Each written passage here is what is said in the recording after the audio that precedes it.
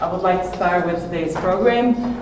We have our first invited speaker today, Alexandra Mudrinic-Ribic. Alexandra graduated in Mathematics and Informatics at Department of Mathematics of the University of J.J. Strossmayer in Osijek. Her professional career began in 2005 in Carnet, and I'm sure Alexandra will give us a lot of details how, with success they've been having in Carnet in Croatia. And since 2005, she has been working on the use of digital technology in education. And she is the leader on School 2.0 project, which in 2013 was selected and awarded for one of the 3 most innovative initiatives in the category of Initiative for the Education and Research of the European Prize for Innovation in Public Administration.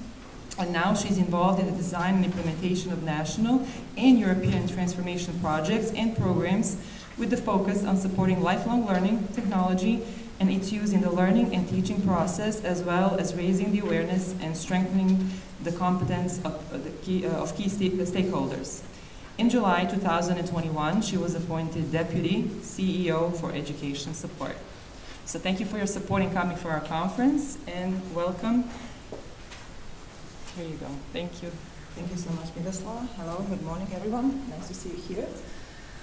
Okay, when you mentioned from 2005, it seems like a long period for me to be in one institution, but I must admit to you that looking now back in my professional career, it doesn't seem like one institution, because we do a lot of different things through all those years from 2005. Okay, today I will talk to you about our and my perspective, how the technology and emerging technology could have impact on formal education. I have this perspective because Croatian Academic and Research Network Carnet is actually a ministry's agency, Ministry of Science Education, and we do have this mandate to digitalize all the education institution.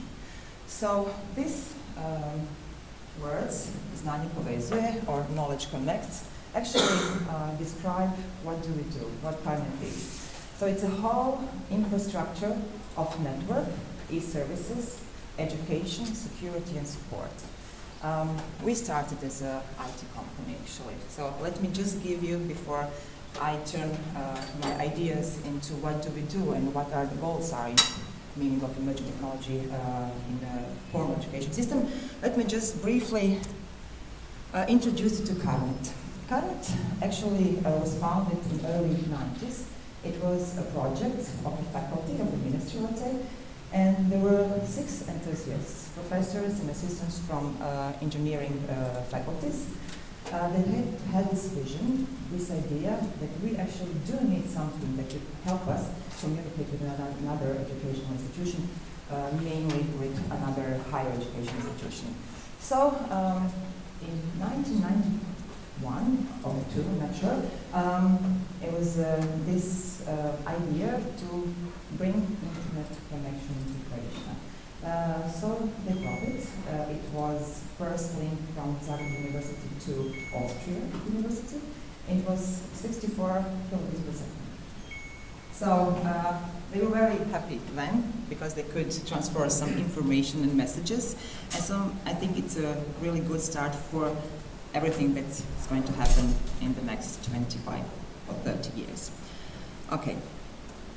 So I came to Carnet in 2005, but before me, after the internet connection and after the establishing the focus to higher education institutions for those who were inspired, for those who wanted to embrace the technology, so we started working with mostly higher education institutions. So maybe just one question, does anybody know this website? Have you heard it? Yeah? Yeah? Okay. Actually, it was the first learning management system. It was commercial learning management system.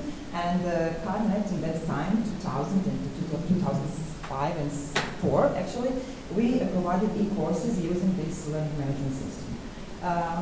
Then we noticed that we are getting more to every faculty, every university, and that we don't have money for support this learning management system, so we transfer our activities into the Moodle. So since 2000s, we do have a team for Moodle that's ongoing and giving support to all educational institution who wants to use this learning management system. One thing that I want to emphasize is Carnet e-learning academy. It was actually first a year course where you could actually get a certificate for e-tutor, for e-manager, and e-course designer. I must say that we had, let's say, 20 or 30 participants per course, and it was really one step ahead in order to implementing digital technology in terms of hybrid or just business learning. We worked on this content with British Columbia University in Canada, and we got very, very comprehensive support from this side. So this EduPoint, it's a magazine where actually we were trying to disseminate all the good things that were noticed in the academic at that time. All the people who knew how to use technology and to embrace technology in order to enhance their teaching learning processes. Okay, so as the years passed, in early 2000s we were mainly focused on the higher education institution. 2007, I think we were introduced to the Facebook, the social networks. Smartphones started to spread, and also a lot of edtech industry started to grow.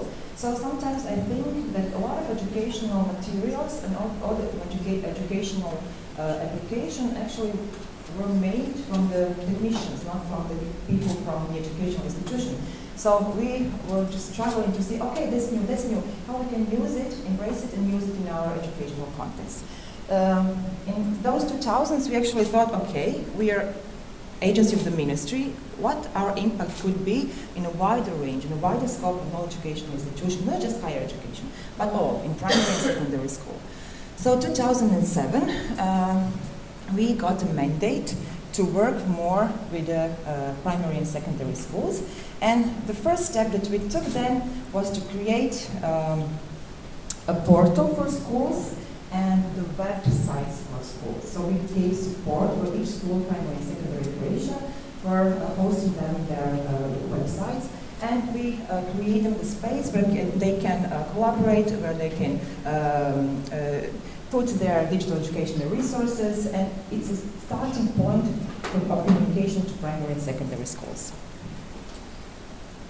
So, 2013, it's a year when we started to negotiate with the project and the fundings we got within the EU, because Croatia became a EU member, and we saw it as an opportunity to implement good ideas.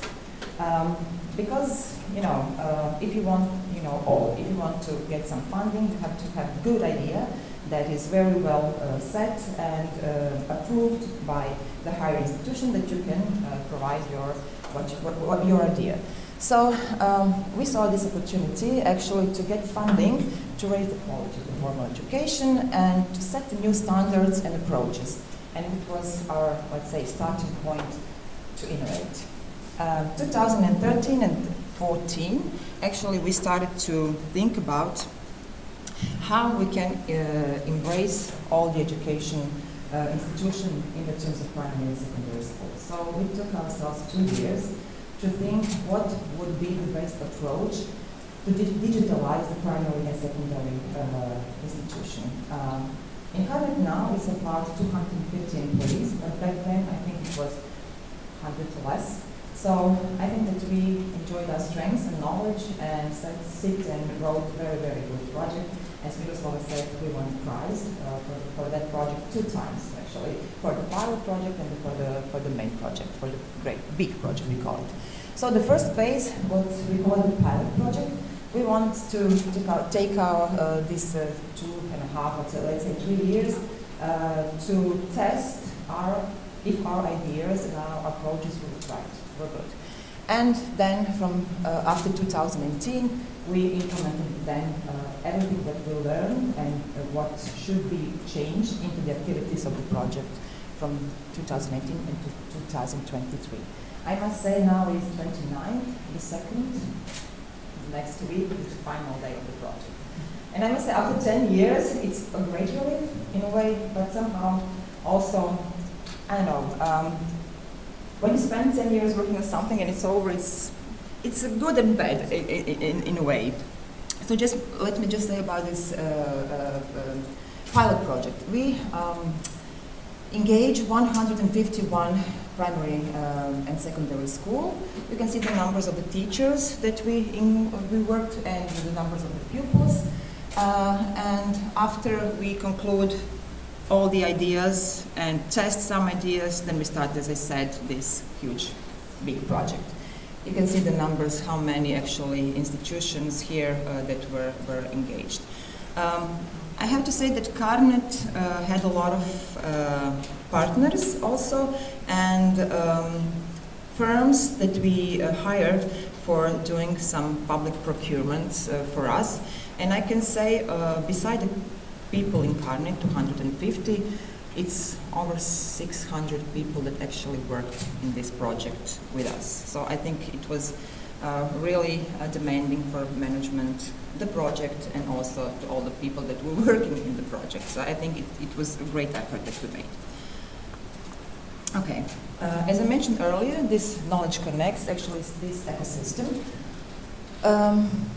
1,324 primary and secondary schools, we created an infrastructure. Because it was a baseline, everything that follows after. So we put a local area network with all schools, main schools and brain schools. And also we put a lot of technology, but we focused this technology to be useful in the activities that are coming after the equipment is set. So we gave each school 2 or 1, it depends on the number of the students, actually, the number of teaching professor. We get 1 or 2 smart classrooms. This is a classroom with high technology, with smart devices, with smart screens, with laptops and tablets for the biggest class in a school. So each school was really good equipped with the network that we set, wireless and the ground network. We also created a lot of e-services. It's just a few, I put it here. Services that, the idea of the service is to support the activities for rising the digital maturity of the institution. I'd say the prime goal of the project is to rise the digital maturity of the school. Digital mature school is the school that use digital technology not only just in teaching and learning practices, but also in the business of the school. So we have this whole framework for measuring digital maturity. So I must say that we rised up at least for 1, but in more cases 2 grades of digital maturity, from 1 to 5 since the beginning of the project. So those e-services, actually, as I said, they were main focus was to support all the project activities, but also to support all the future activities that will lean on these project activities that we will set as a legacy for the others. Then e-content.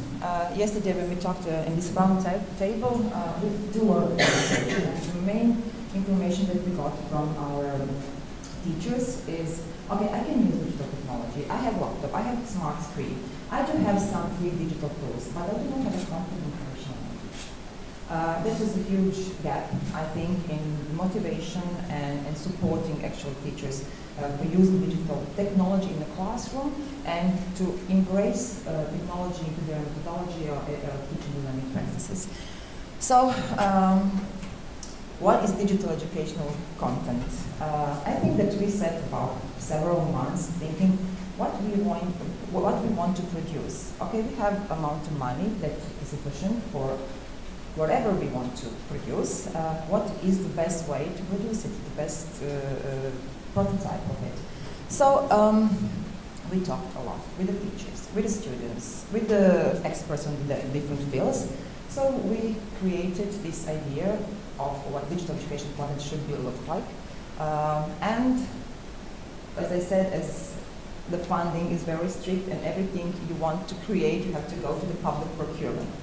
I think is the greatest obstacle for us is when you have an idea, you have to wait at least 2 years to see your final product. I think in digital technology development, it's a long time.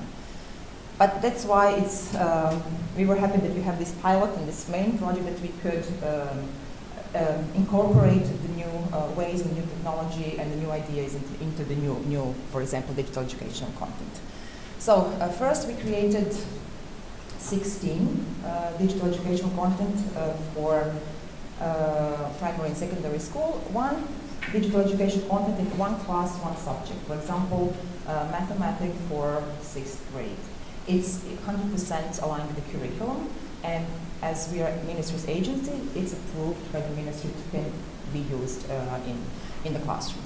Before digital educational resources, some of the publishers did have kind of educational materials in digital form, but in that time it was kind of PDF with small interactive elements. And we would like to say that together with the publishers, because they won mainly our public procurement because they did have knowledge and awareness of it, that we raised actually the quality of today's digital educational resources that are made by publishers. So I think it was one good step for us. After piloting, we decided not to go the way of digital educational resources that we started with. So today, we do have a different approach, and let's say 58 of digital educational resources are actually interactive video lessons. What is this? It's, let's say, 30 minutes of lecturing of the teacher, but not in the 30 minutes length, but it's divided into the elements with a lot of interactive elements in between that needs interact with the student in one way. In another way, a lot of interactive models in the terms 3D models and visualization of some specific data or information. So the idea of this content is they can be used. Children or pupils can use them to learning from home, and also for teachers to use them in the classroom while they're teaching. So, okay, besides digital educational resources, we created over 1,500 teaching scenarios. It's a kind of cookbook for teachers, how to use specific digital technology and digital educational resources in their teaching and learning contents. It's actually pedagogical approaches, methodology of how can some tools improve some pedagogical activities. So for example, you don't have to use it everything that is prescribed, but you can take a part and, for example, if you want to know how to motivate 5th grades in the math, you can use some examples from those teaching scenarios. All of this is open and free, and it's free to use. Actually, we also talked that a lot of digital educational resources are made every year in the European Union, and the language is, of course, the problem. But if you have this kind of example of the good practice, you can use it, you can translate it, you can maybe put your own activities, but it's very important to be known that it's free and open to use for everyone who wants to deal with this. Okay, education and support. Let's say that in past year we had over 5,000 workshops, live workshops, face-to-face workshops, and over, I'd say, 100,000 participants during the whole project.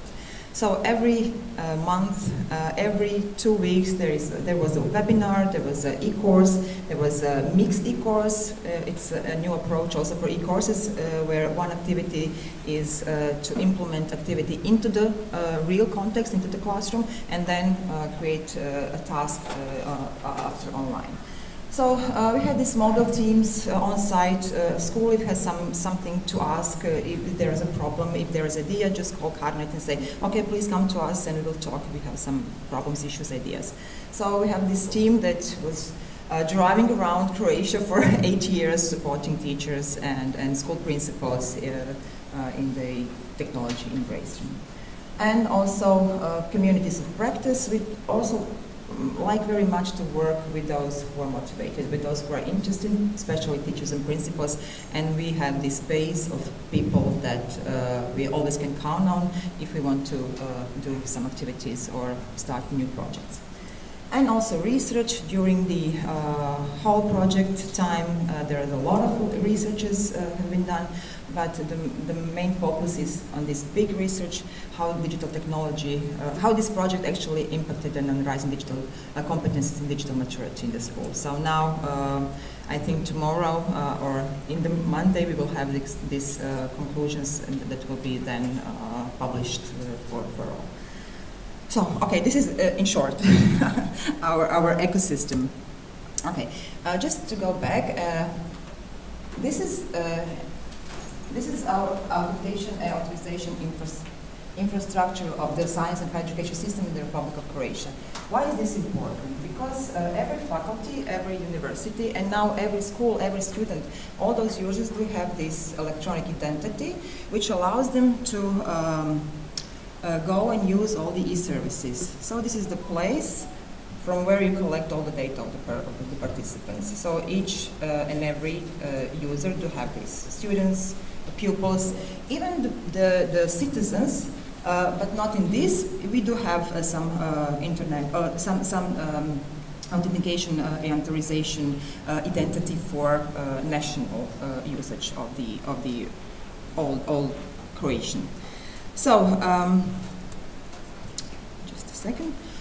Maybe just to see our ideas, how to use all those big data and how to go to the new steps in implementing learning analytics and AI to teaching and learning processes actually is based here on the data and the services from where we collect all those data. eSchools registry, as I yesterday mentioned, is a centralized system of science and education ministry. It used to be on paper, but it's now used for entering key data about students and employees of elementary and secondary schools. You can see what personal or what educational data are collected in it, and it's a good starting point if you want to do some correlation and measures, because you can see they progress during from the first day they enroll in the school system to the day they go on the market. Also the e-register, it's actually a web application for gradebook management. Gradebook, you know, where you write the grades of the students, final grades of the students, notes for the grades, learning outcomes, extracurricular activity, absence, and other data that you have to put in this register. So also with the school registry and an e-registry, it's a good starting point that you do have all the data with all the students and teachers that are in the system, educational system in Croatia.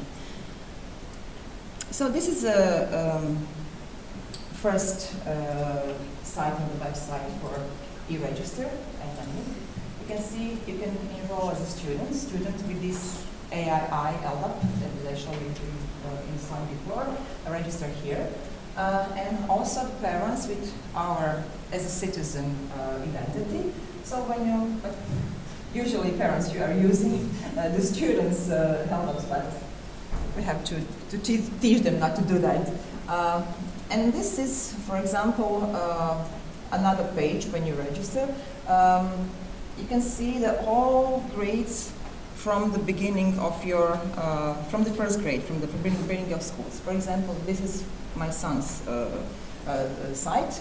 And you can see the grades, the notes, exams, because the teachers are putting there the times when the exam will be absence, manners, how student manner in the school, and schedule. And here is success overall. And you can choose each class, and you can see then what's on the next level. Here are the subjects. When you click on each subject, then you get grades. Okay, you can see here. And you can see all the notes. So every day, if you want to track your students, you can see all the information that you need.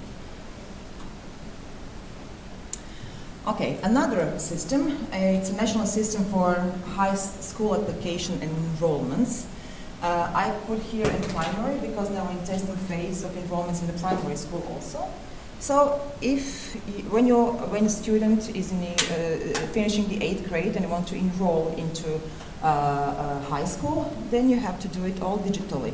So you can here see all the schools in Croatia and all the data about the schools needed for you to make a decision if you want and if you can actually enroll in this school, because some schools do have these points. So if you don't have points, you will be aware that you cannot apply for this school. So for example, you can see here, this is one school, and you can see here which subject you need to have specific numbers of points that you can even just start enrolling the schools. So this is also a good baseline for data that actually tracks the students from the beginning until the end of this educational path. Regarding teachers, this is the educational management application called EMA. It's an application for the organization and tracking of education.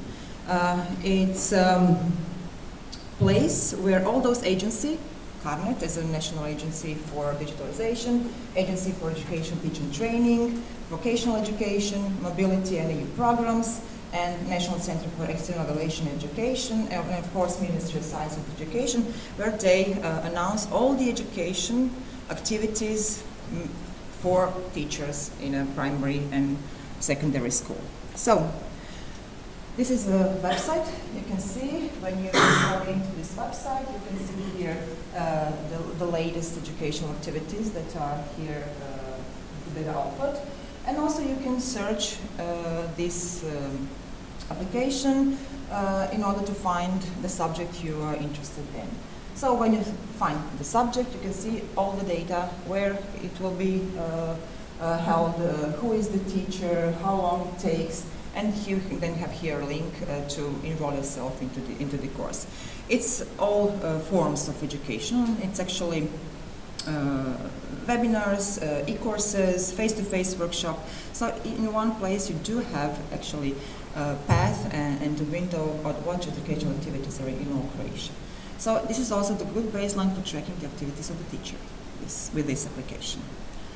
Another one is called Edutori. It's a national repository of digital educational content, and all the digital educational resources that I've been talking several slides ago are set here. So the idea is that everyone in education community have a place to store their educational resources and also to search for one that could be used in their own contexts.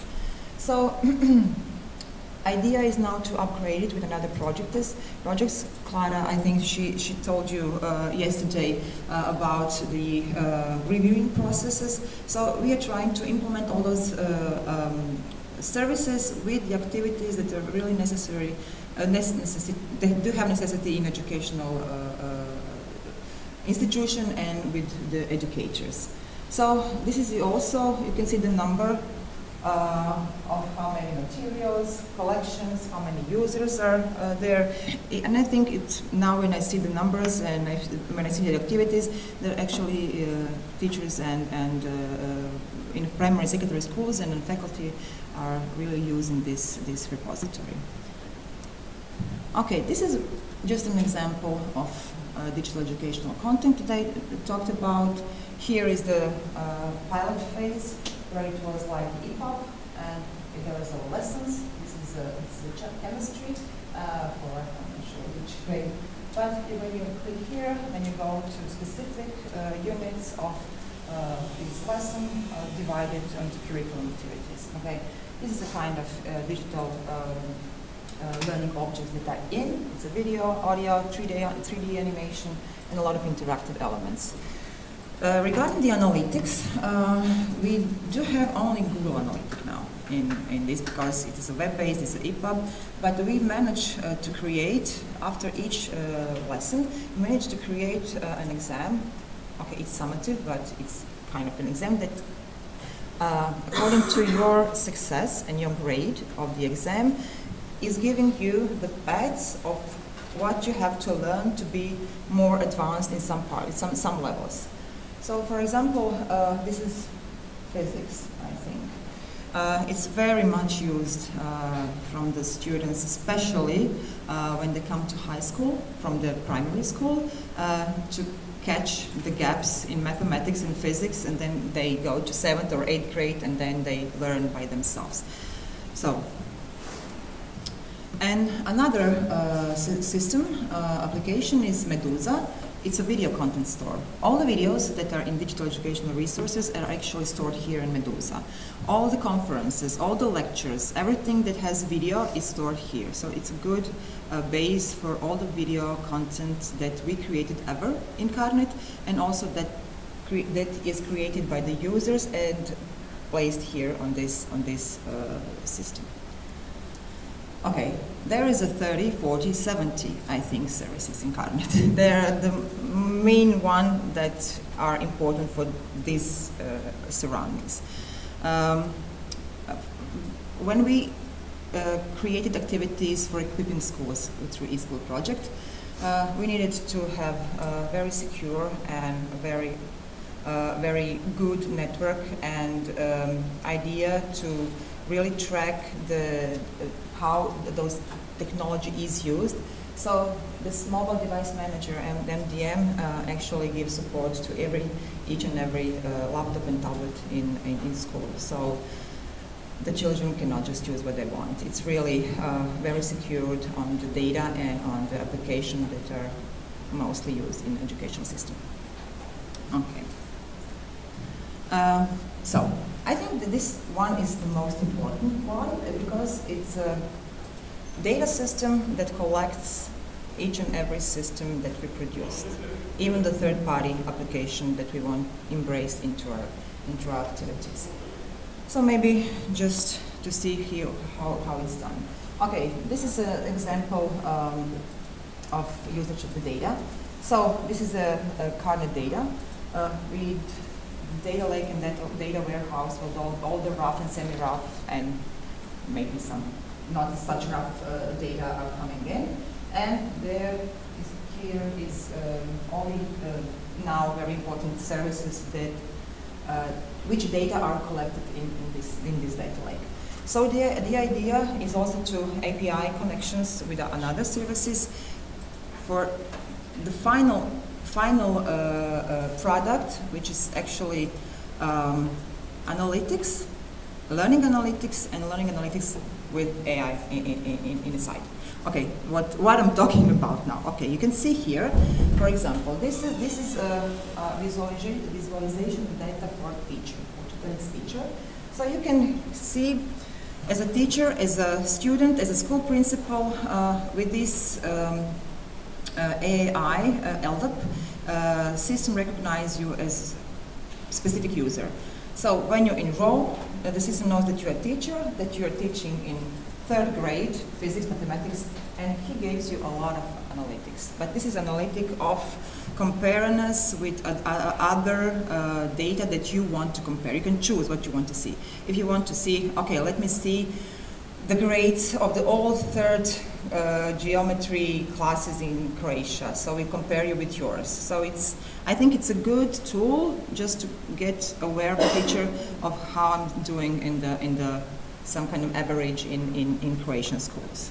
So this is also if you want to compare the classes in one school, in one subject, in 7 schools, it depends on what you want to see. And also, for example, here you can see the average grade in 3C class from psychology, geography, and so on. So you have this good analytic if you want to have good support for decision making as a school principal or the ministry. There's a data that are really useful now for decision making in those levels. Okay. One thing that we want to also emphasize is communication between schools, between parents, between students.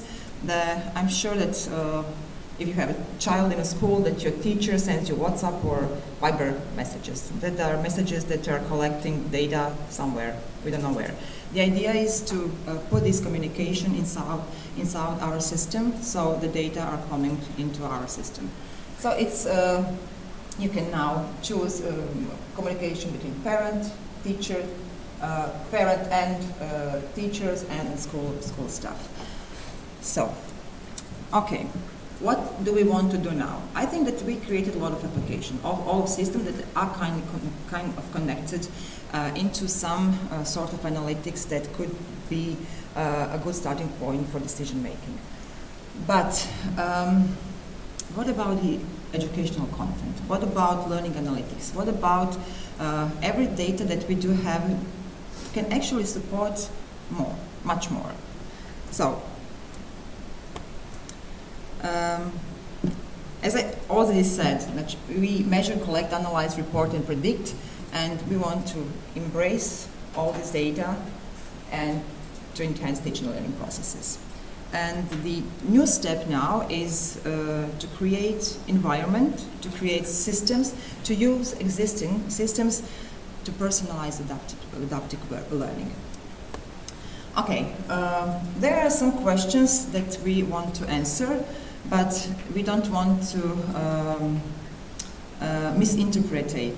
We don't want to have some recommendation that are not how to say, recommendation that could mislead the conclusions. I think it's a very, very sensitive area, how you can recommend someone based on the data that you have. So I think it's our biggest challenge now, actually, to set the answers of those questions.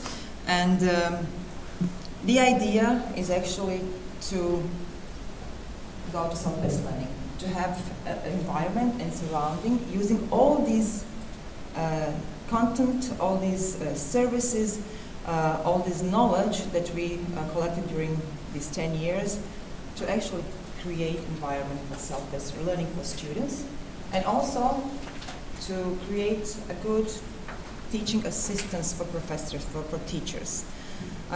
We think that it's manageable and that we would have to work hard and a lot of analytics, analysis in researchers, and for setting just one prototype. The idea is to improve the results of mathematics on the state exam because it's very, very low. This is our first step, and we'll do it just in one task. We'll just try to do these all activities on one task. This is our next step. Yeah, we know it's a big step, but if we want to think big, we have to go to small steps also, and we hope that we'll manage with the partnership with the other experiences of the other people that are working on these subjects for a long time also, that we should and could take this as yes. Okay, thank you so much. Maybe just to say, this is a address that you can address to if you want to know more about our systems and applications. So I talked to my colleagues and then they said that it's okay to connect with them if you want to know more. Okay, thank you. Thank you, Alexandra. It was really nice to hear all of the great work you have been doing, and I guess it shows just part of it. Yeah. And it's really a praise to you and everybody that has put all these hours and years in. But thank you for sharing it with us. I will open the floor for questions. Well, thank you so much for presenting this amazing work. I think the new generations kind of find the internet and find the materials and things up there, and they do not know that this is not just something that happened just on its own because things are digitized. There are a huge team, an army actually of people who work day and night to make these things happen and tangible.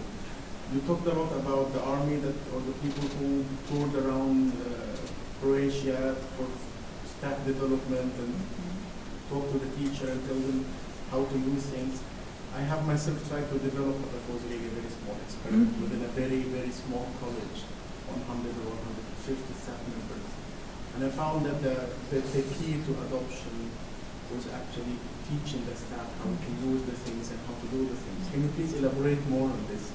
Especially the resistance and how things started to take off. Okay, gladly. Because at the beginning we actually struggled. We have this agreement with the schools that they will participate in our activities for them.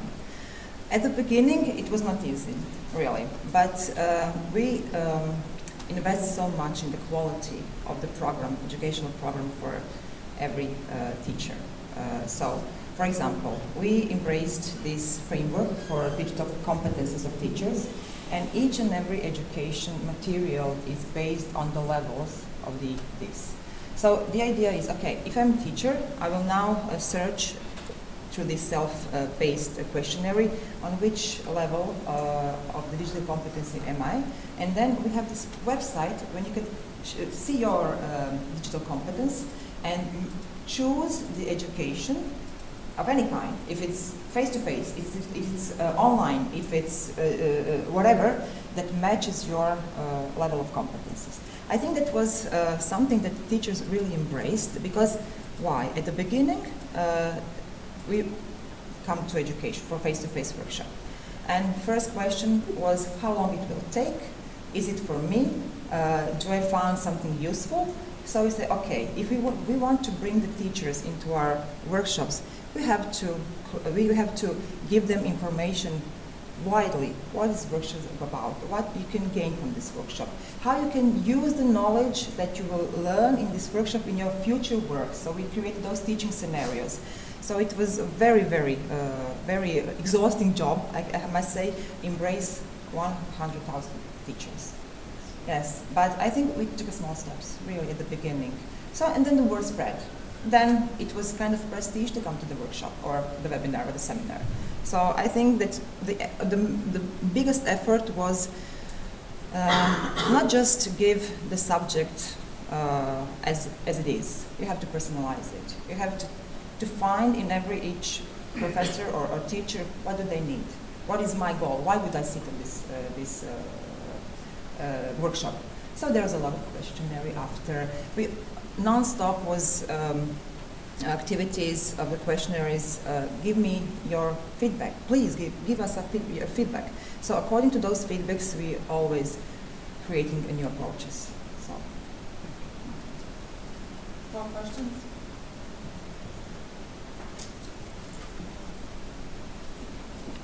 No, please. Okay. Well, thank you for a presentation. You've really done enormous work. My question is regarding to personalized learning and your future steps, because you really have a big amount of data. In what directions do you plan to go? Do you plan to recommend to the students some specific learning content, or do you plan to make a recommendation for some specific learning paths, or choose of their future faculty? Because you really have a big amount of data, so what do you plan to do with this data? That is my question. Okay. Everything. You always think big. Okay, I think we have 10 another years, so it's well, I must say I have a personal experience with my son. He's dyslexic, and I have been his tutor from first grade. And I'm also the math teacher, and I work with him. Now he's 16, I work with him a lot of the time. So the idea was he didn't get a proper support in a school. Never, ever. It's not just school's fault, it's his fault also. So I tried a lot to create an environment when he can actually use his own full potential. And I thought myself, okay, I know exactly what the gaps of his knowledge is. When he sees some task, I know exactly why he doesn't know to solve it. Because he has gap in this. I think, for example, math teacher knows that. All math teacher knows that, if they teach in a school. So my idea was, okay, how can I transfer my thoughts into the digital surroundings? I think it don't have to be such a hard way. Why? Because you have all the information and systems could learn by the time. I think it's not such hard way to create these surroundings. So the goal is this: let's chunk a bit. Let's start with it. Let's see if this learning path model can be used in another approaches, another subject. So we'll start with this really small step now. I have to add, as far as I remember, the lessons do have accessibility factor. Yes, so yes. maybe you yes. transferred your knowledge really well. Yeah, do they have? No. Thank you. It was an amazing presentation. I'm really in love with the work you have done, and I'm actually surprised that you managed to do it. Because, I mean, from my point of view, the main issue is the political stability. So how did you manage to have a vision, such a clear vision, to execute it, and to be stable in that, you know, to have consistency? Because from my experience, I mean, there are many projects, such ambitious, the same kind of ambitious project, but the issue is that keeping them alive with the same initial strength. Well, I think that our advantage is that we are agency of the Ministry of Science Education, and I think during this project 4 ministers changed. I think 4, maybe less, I'm not sure, and 4 CEOs. No, 3. 1, 2, 3 CEOs. Okay, but I think the strength in Carnet are people. Really, there are a lot of enthusiasts. Sometimes we ask, why do they work in Carnet? There is a lot of private market in the world. I don't know, maybe we're just crazy. But we do have support of the ministry all the time, because when ministry see the numbers and the quality, they want to show it to everyone. So I think the quality and crazy people actually made this happen. Yeah. Thank you. Any more questions? I don't think it's the craziness. I think the professor is right. It's the vision and the strength. It's positive. Thank you for sharing it with us.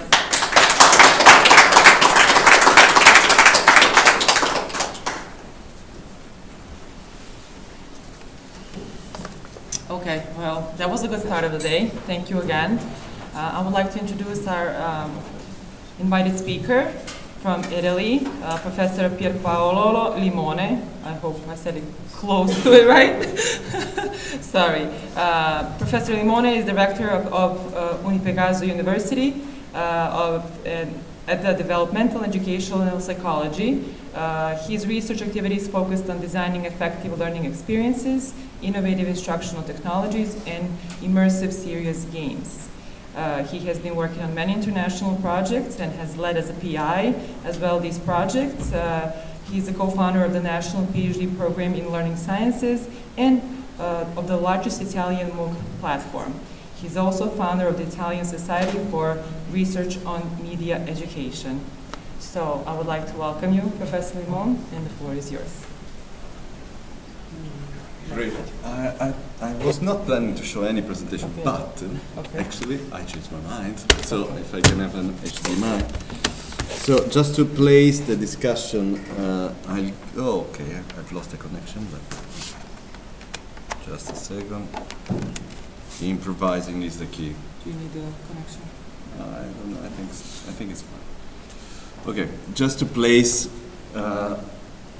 Just because I was envying the nice slides the previous colleagues was presenting, I felt the need to present some slides as well. They're out of context, but still nice slides. So at least we have something to show. No, I'm kidding.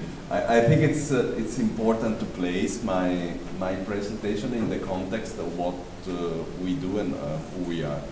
I spent the first 20-so years of my academic career in the public institution. I was the rector of a public university in the south of Italy, and we created many opportunities for schools, for working with the local government to improve their competencies in the digital environment. And we also generated this very large network of public universities, 34 actually universities, investing in massive open online courses. That at the time, in 2015, seemed to be the key hype of the moment. So everyone was investing in that. So I spent the first part of my life in the public sector, but then I moved in the private sector. So my work is now different, because I work for a very large organization that is called Multiversity. It's the largest Italian educational group, and I'm director of this one, the leader university of the group. We own 4 universities and several other companies. We do also training for business executive managers with the main business newspaper that we have in Italy that is called the Sole 24 Ore, and we have also a coding factory that is the largest coding factory in Italy and is training coders, and we have other companies in the group.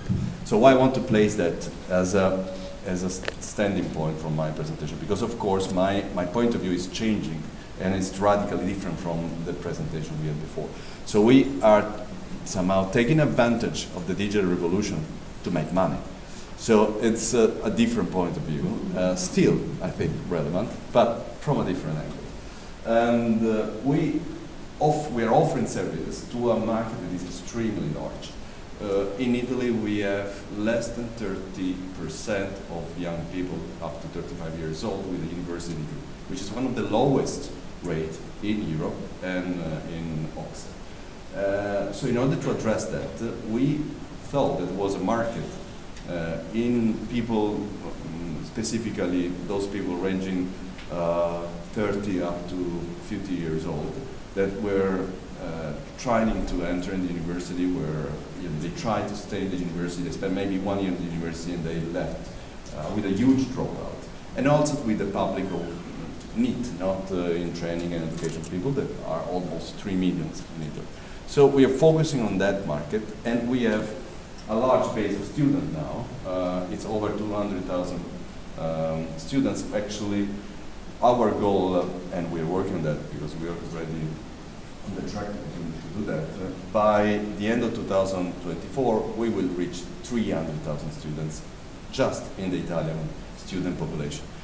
We are over 250,000 now. So it's a huge market, and it's a huge need that we are trying to fulfill somehow with the private sector. So there is an issue here that I'm offering you as a starting point for the discussion, that the public sector is not, at least in Italy, up to now, able to address those needs. So the private sector, in a very short amount of time, and well, with relevant resources actually, I don't know what happened.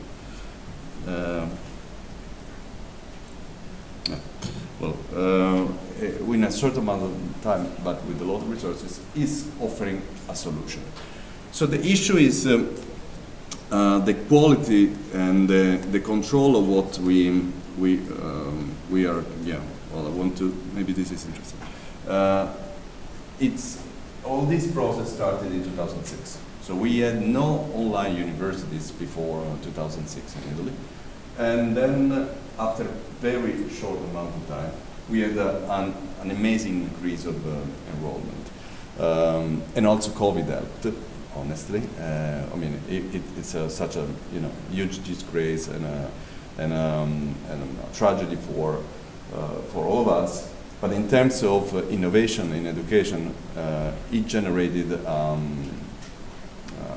chance to rethink the use of the technologies in the university. So somehow allowed a different point of view for these technologies.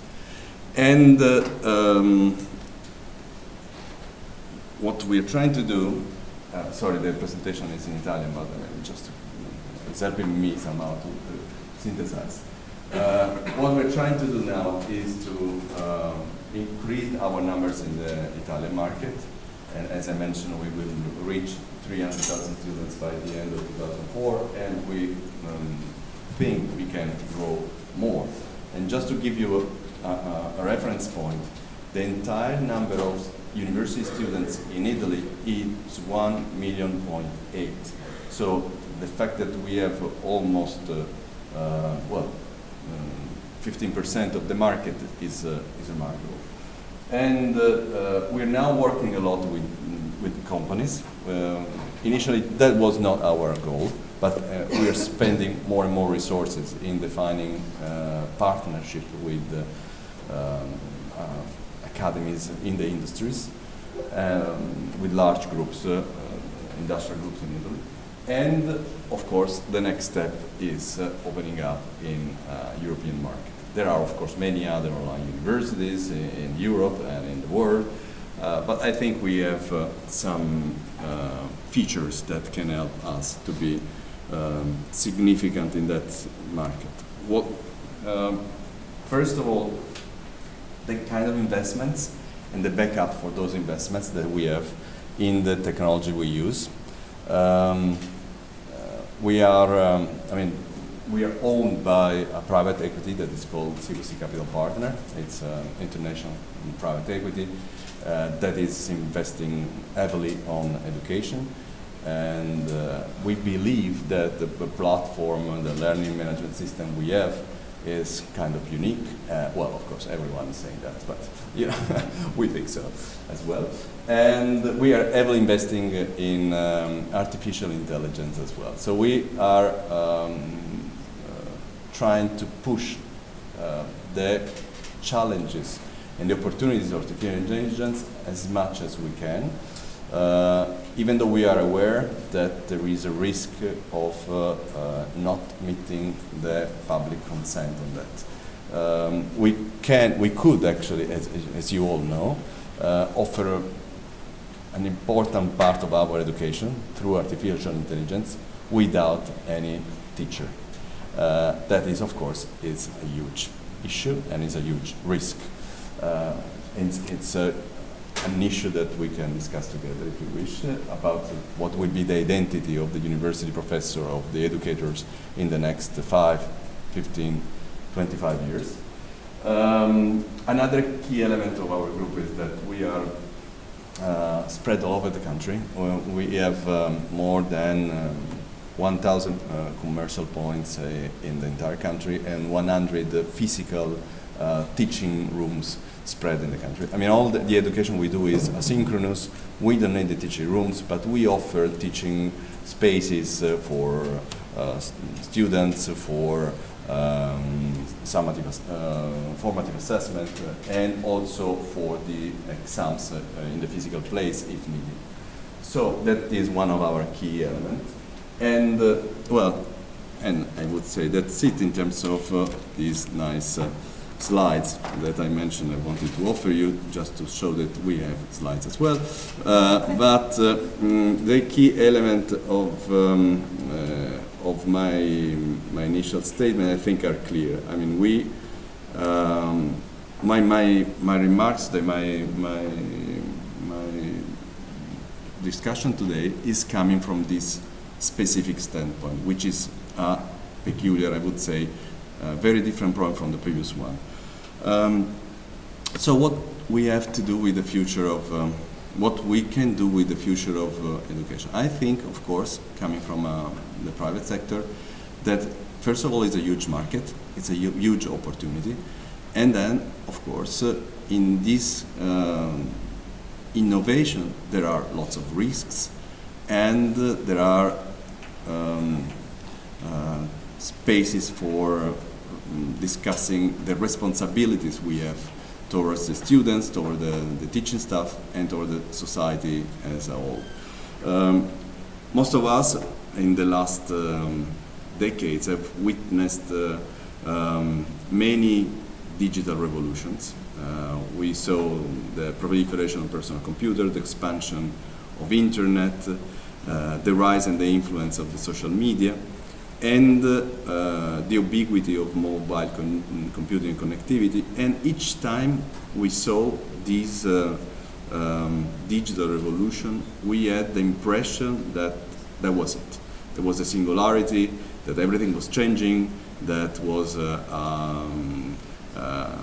key point in a key disruptive moment in cultural evolution of our humanity. Comparing in most of the debates we had to the invention of writing, to the invention of printing, I mean, to those key moments in humanity.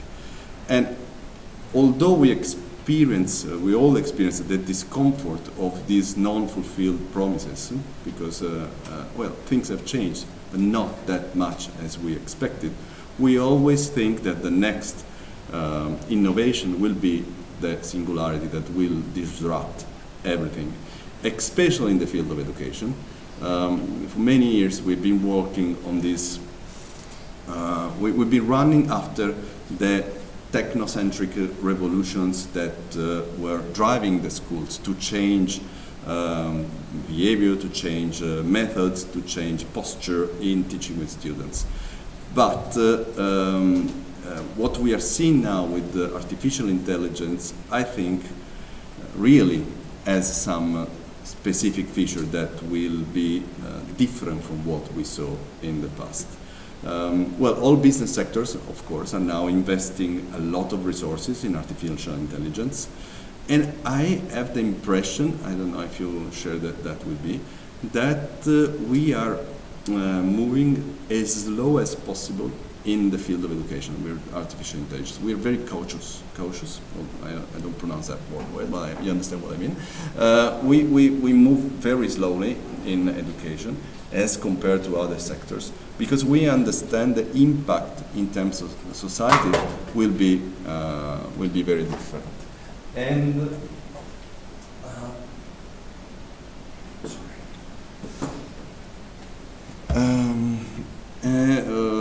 no, I think I need to switch on. Otherwise it will keep working. Okay. Yeah. Well, why that? Because of course, we all know that the in the public there is a precise representation of what education should be, and what are the roles of schools and professors, and what pupils should do in the schools. So in order to modify that, you need to be very cautious.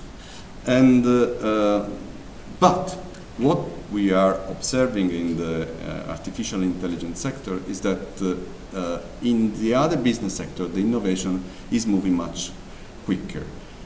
So in the next, I would say, few years, 10 years or so, we will be educated to the kind of innovation that could impact to education. And then we will start to see, I think, the effect of artificial intelligence on the world of education.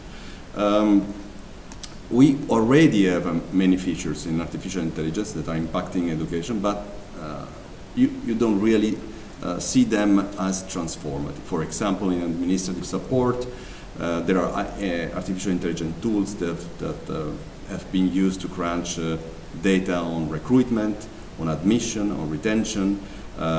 We have data that help for the decision-making process of deans and rectors and professors with key roles in the institution to access KPI, productivity, and performance in the academic institution. So we already have that.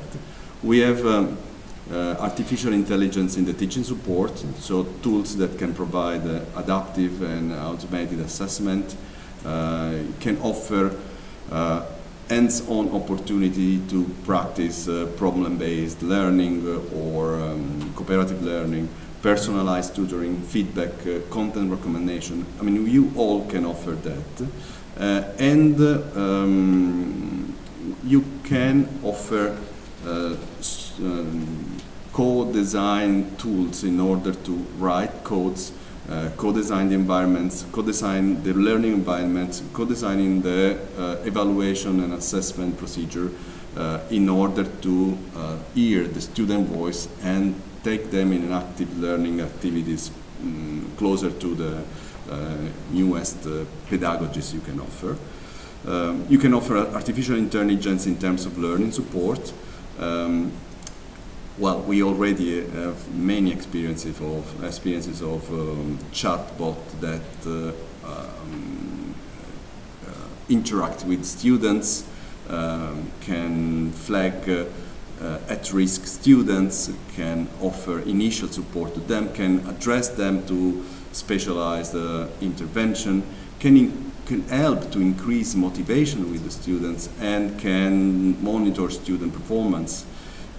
You can see that already in the platforms. And actually, in the private sector, as I mentioned, we already developed all these solutions, and we have them in a drawer, I'd say. I mean, we are not fully deploying them because, as I mentioned, we see the risk of public acceptance of what we have already in store and developed, which is a very strange situation.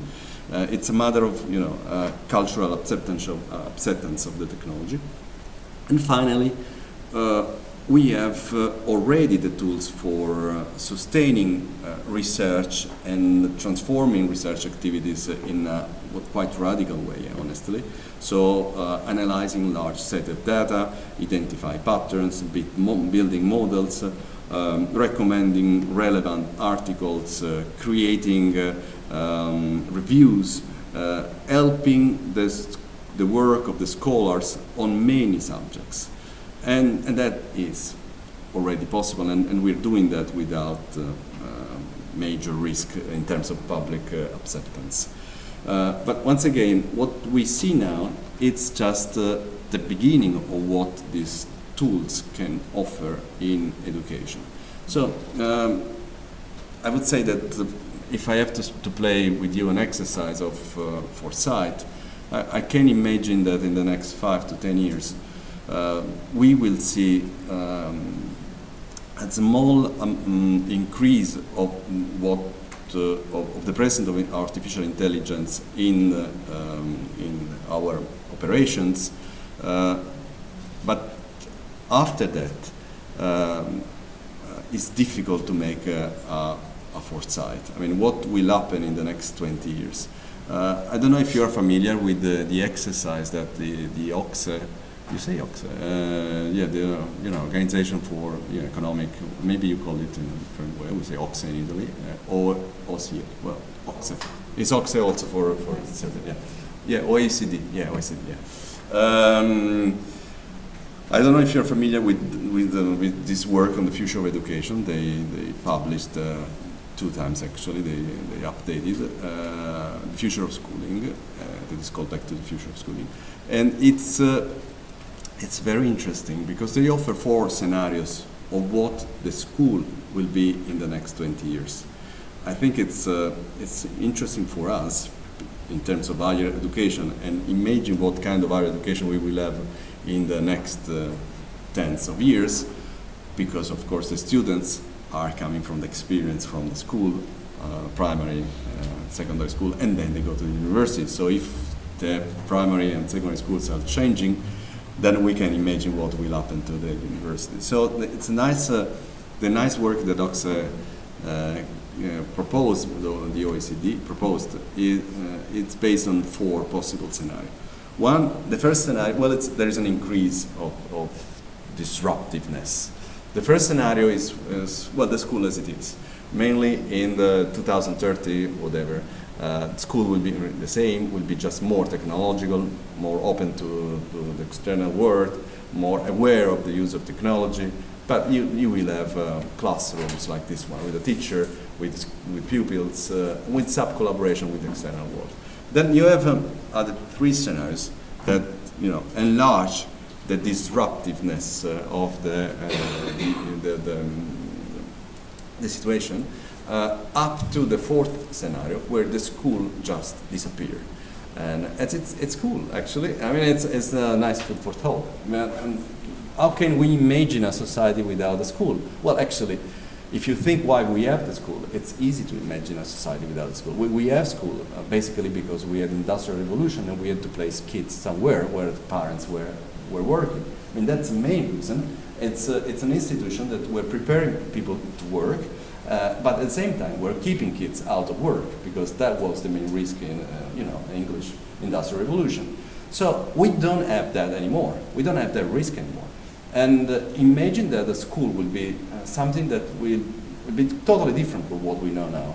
It's difficult because of our own experience and the experience of our kids.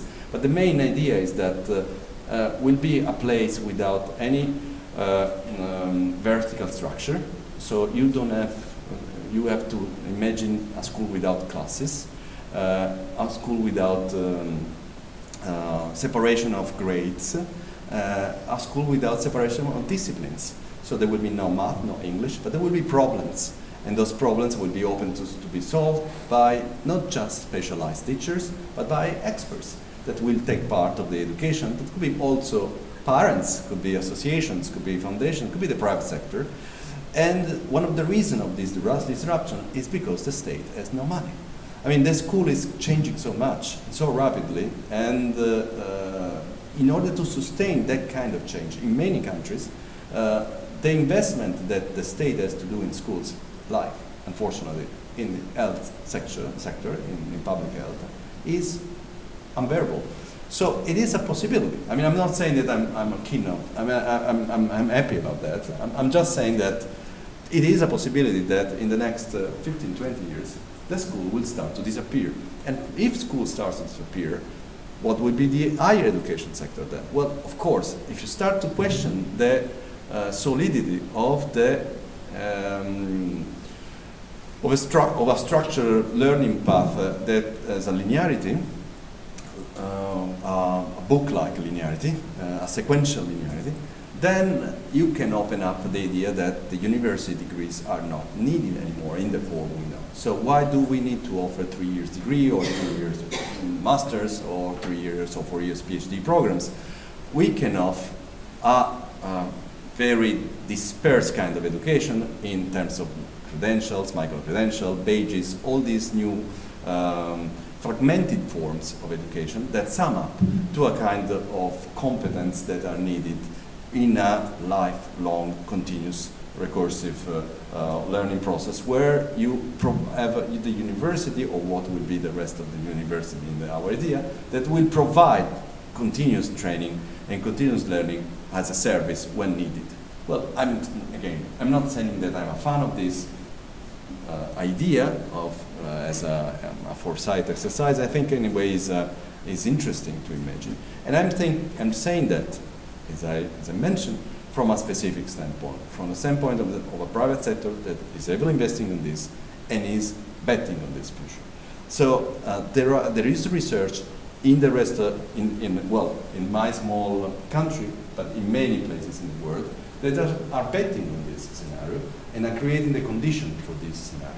So, as educators, the issue is what will be the identity of the university professor, what will be the identity, what will be the role, what will be the profession of the educator, and what will be the role of the society in challenging these kind of futures.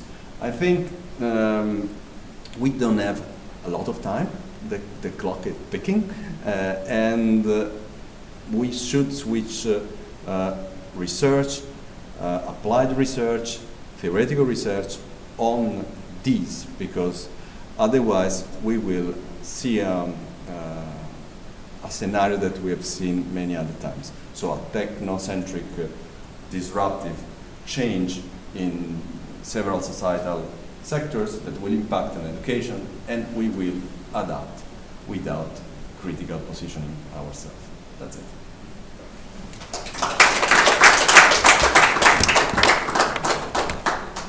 Questions? Yeah. Well, thank you. That was very thought-provoking, I have to say. Well, that was the game. That was the intention. I will open up for the questions first.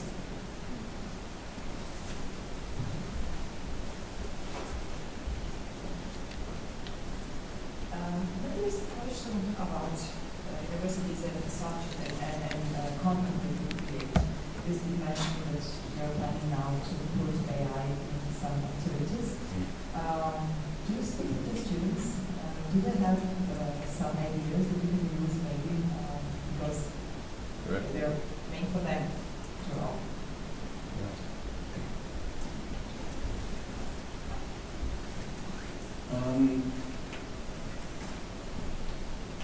Yes and no. So no, we don't speak directly to the students. Yes, the marketing component of our organization is of course working on that. And when we don't, I mean, as a as a fully private institution. We don't get any money from the state. Fully private institution, for us, students are clients as well. So of course we are very, well, they are the main clients. I mean, at the moment, more than 80% of our revenues are coming from business to consumer. So they are the clients. We have a component business to business that is being developed, but still they are the main clients. So of course we are closely hearing what the needs of them, but not in the terms of participant design of what we are developing. They are clients, and we offer services for them. So that's yes and no. When I was in the public sector, we were designed and also structurally different, because in the universities, in the public sector, they have the right to vote. So they choose the rector as well with the professors and with a component of the administrative staff. So they have a power in the institution, and they are member of the academic senate and the board, the administrative board, the governing body of the universities, not in the private sector. I mean, we have no students in our bodies because they are clients. So, yes or no?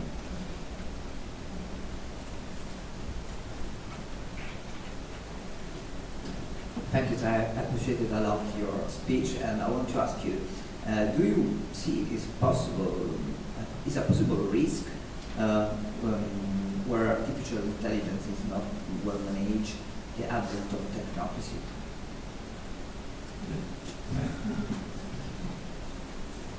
Yeah, of course.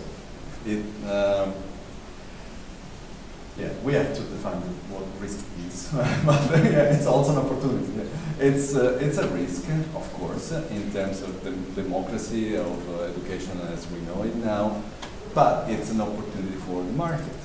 And I think it's extremely difficult. When we talk about education, it's like talking about religion. I mean, it's so intrinsically ideological.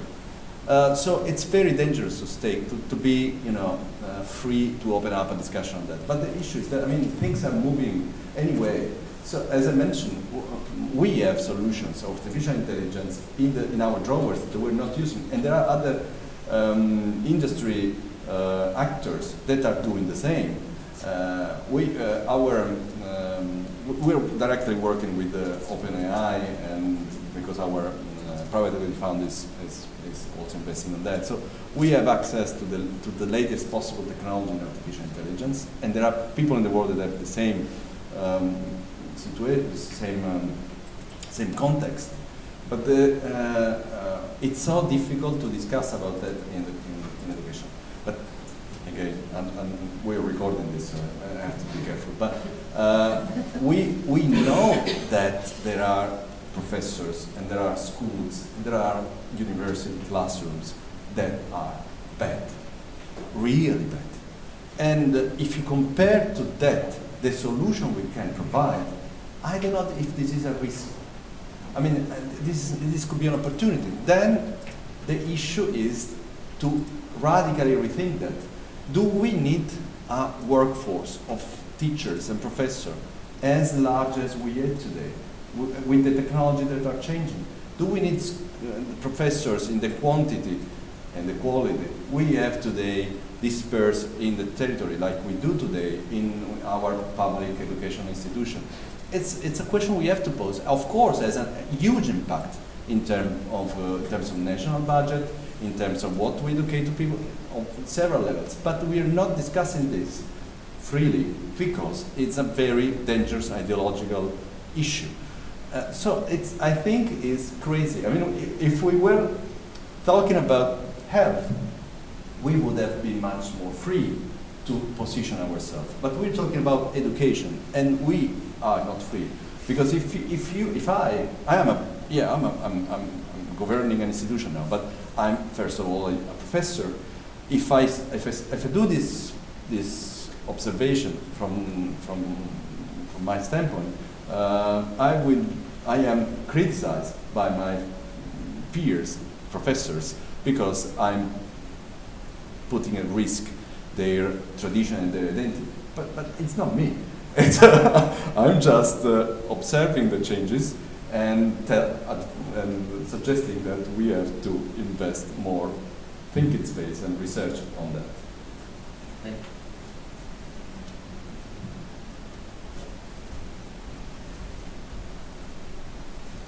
Thank you.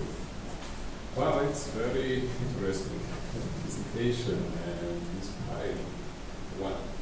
As a Metropolitan University, we are also trying all the time to be very innovative, to keep to change this and so on. But as we push in these directions, the other side is pushing even stronger against us by introducing new restrictions, new accreditation criteria, new rule books, and so on and so on. So we are very, very constrained now in Serbia, and we are fighting all the time with this. And I wonder how you in Italy you will solve this problem, because obviously these old schools, they fight for their future, for their positions, for their ideas. I agree all what you said about the current situation in education and what is the future, but it's a battle, it's a struggle, and they have the power. They have voters, and they also are very influential in governing parties, in governments, you know, professors are everywhere. So how do you see the risk that it's you can do it? Because now, if we implement all this, we cannot issue the official documents. No diploma, no certificate, everything is regulated and you are against regulations. So students should accept our certificate without any support from any official institution. So whether they will accept it or not, I don't know. Most of students, first of all, they ask, do you have the accreditation? Yes, we can. Oh, then we can talk. But even we can produce better courses, better programs if we don't have accreditation, because we can ignore such student groups that we have. But then they will not talk to us. That's the problem.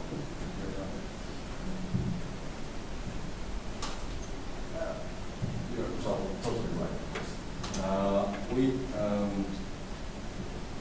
We are fighting every day. I mean, yesterday I wanted to be here with you in the conference, but I was locked in my room because I was at a conference call, because of new regulations that are reducing our capacity to work more. And it's every day. For example, we were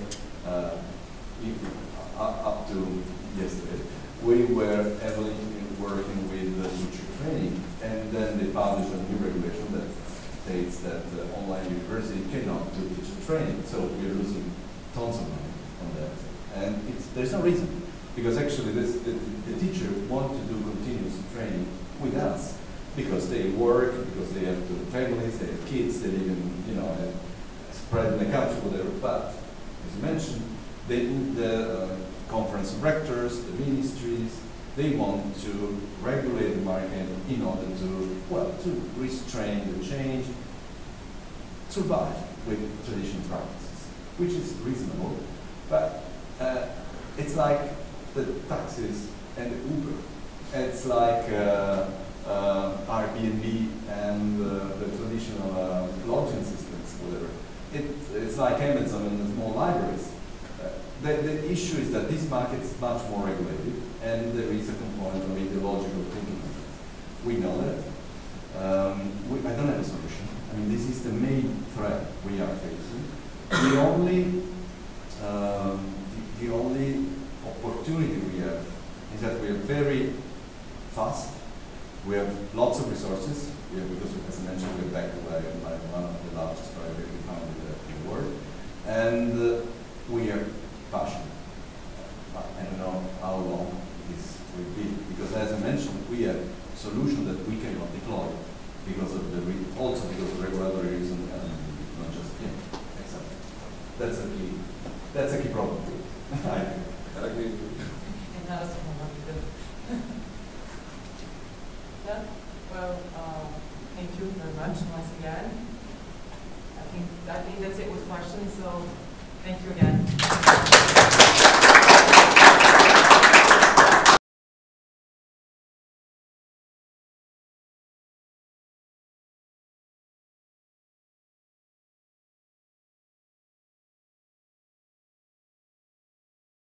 Good morning, everyone.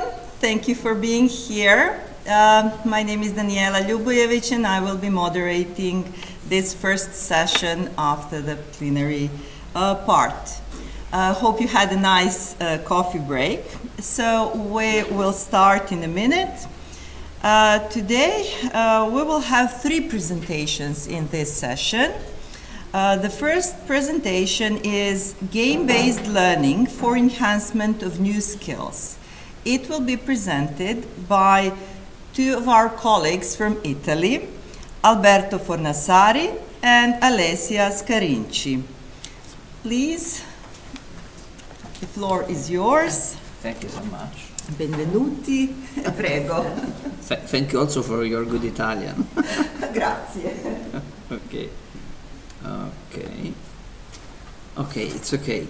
Good morning, everyone. It's a really pleasure to participate to this conference because we have the same research interest and for the fruitful collaboration and the relationship with this university in the past project some years ago.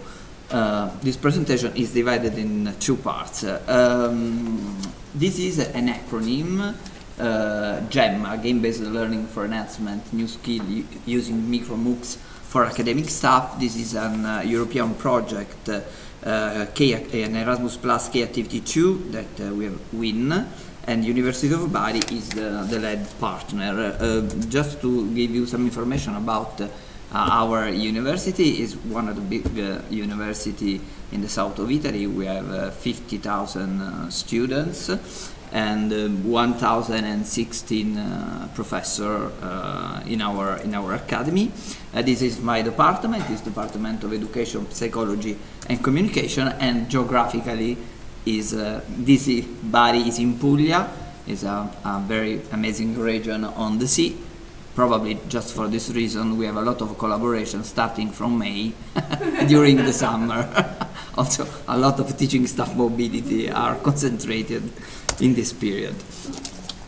So academic personnel within higher education institution typically concentrated their efforts on scientific metrics, qualitative indicators related to publication and pedagogical aspect. However, due to the entirely comprehensive and mentally engaging nature of their work, their efforts span across the entirety of the day, extending events to the holiday, and this scenario has been further complicated by the aftermath of the COVID-19 crisis, which has exacerbated the challenge of delineating personal and professional boundaries due to the prevalence of telecommunicating. Moreover, the potential benefits of telecommuting extended beyond enhancing resilience and productivity. Hence, a growing number of teachers within higher institutions must cultivate entrepreneurial aptitudes encompassing digital proficiency necessary to navigate the contemporary challenges of our era. Before Professor Limone spoke about these challenges. This aspect is particularly vital when researchers are also expected to invest their time in initiatives such as founding spin-off company, launching startups, or collaborating with external enterprise. You can see Entrecomp, that do you know, is the European framework for entrepreneurial competence. Yes. And on the basis of all these needs, the academic personnel, that includes lecturer, professor, and researcher, even at the early stage when started as a PhD student, needs an easy way to learn. Because in this day we have a discussion about the use of technology. Technology is just a tool. It is important to insert these tools in a pedagogical correct design. I remember a fantastic book of Diane Lorillard, Teaching as Design. We are designer, but we need to have the didactic competencies to build a lecture. And do you know that if you decided to build a lecture, in e-learning lecture, it's very different from a face-to-face lecture. And in Italy, the problem in the first period when we have the restriction on COVID-19 for a lot of our colleagues is that they don't have digital competencies or digital skills, and they imagine to transfer a classical model of lecture through mobile device, PC or platform, and this is a terrifying experience because it's not the appropriate use of the tools. Okay, a potential solution could be the inclusion of game-based learning aspect in the learning of the academic teachers. The idea consists of providing the academic staff with innovative tools to develop digital and soft skills that could be very useful if applied to teaching and tutoring processes. And now we have another Horizon Seeds project that we have won based on game-based learning. Is the creation of an app for immigrants to give the possibility to learn Italian and also other languages with gamification, with the game-based approach, because you can see the difference between gamification and game-based learning. And also in the same times they give some information about your health condition, and I think it's a very useful app for our society. Be trained through online courses could represent an ideal way to earn knowledge about the digital environment and practical usage of e-learning instruments. Has been demonstrated that in certain cases academic staff display a low level of digital skills. In Italy we have this problem that I have a lot of colleagues that don't have digital skills, but I think that we have another problem, and Alessia spoke about this. The training of the professor and the training of the teacher. If you think training of professor, if you're teaching maths, or if you teaching law, probably you have a theoretical background very strong, but you don't have a training for didactic aspect, but you are a professor and you're teaching in university. In which way you organize your didactic, or in which way you make your assessment, your evaluation, because there's a discipline, this is in Italiano is docimologia, probably is docimology in English, is the science of assessment. And it's important to have training on this topic if you are academic professor. But the problem is that just if you come from pedagogy area, you know this matter, but if you are academic professor in engineering or in computer science or other, you don't have this typology of training. And do you know MOOC? A potential way to integrate MOOC and game-based learning is the application of serious game embedded in the e-learning platform. It has been applied in many studies. This is the acronym of the project, it's GEMMA, and in collaboration with a lot of universities in Poland, in Spain, in Greek, in Finland, also with Foggia for the Serious Game Factory. And my Alessia presents a study that is a part of a broader systematic review and aims to investigate through an initial scoping review the need in the university context to develop digital, entrepreneurial and soft skills. About identification of relevant studies, in this day I saw a lot of interesting scoping review. After establishing the research question, the first phase of searching the Scopus database was initiated using the keywords that concept the intersection of the overlapping of almost 2 dimensions between digital, entrepreneurial and life soft skills. Both qualitative and quantitative study has been considered. In the process of study selection, we exported the study in both CSV and RIS formats, and 2 sets of review utilize the online tools Ryan to identify and eliminate duplicate entries, as well as to assess the suitability of titles of abstract on inclusion or exclusion. We consider paper in English. In addition, was included all studies in English and produced since 2018 were also selected to have the most recent publication in this field. And this research extracted 88 documents using the following string, and you can see on this image, and the paper selected in the scope review are this one.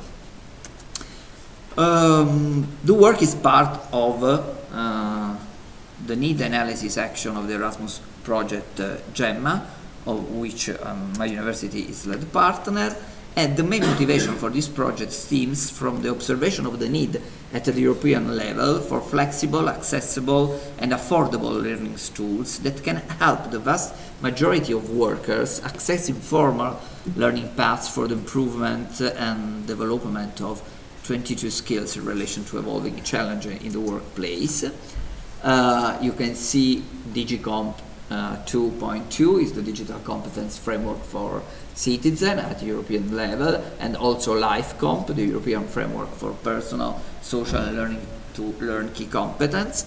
And the main objective of our project is to develop a training course aimed at providing academic staff with digital, entrepreneurial and life skill, building on the well-known EU frameworks, European frameworks, through the use of flexible, accessible and affordable learning tool. And this is the GEMMA project aims to promote 4 degrees of innovation. Integration 3 EU validation framework. The goal of the project is to derive, identify and develop an integrated, holistic, cross-curricular educational model from EU validated framework, DigiComp, EntreComp and LifeComp. Also, game-based approach to learning. The model will be implemented with a new innovative and multidisciplinary MOOC, which will be integrated with a serious game based on role-playing.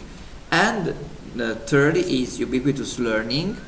The training course will be designed to be very usable with focused content, giving a researcher the opportunity to learn even when they have little time. And do you know that ubiquitous learning is an interesting paradigm of learning now, because we can, last day, I don't remember which of us tell about his child that learn some competencies, but not in school, but just to take information, online information.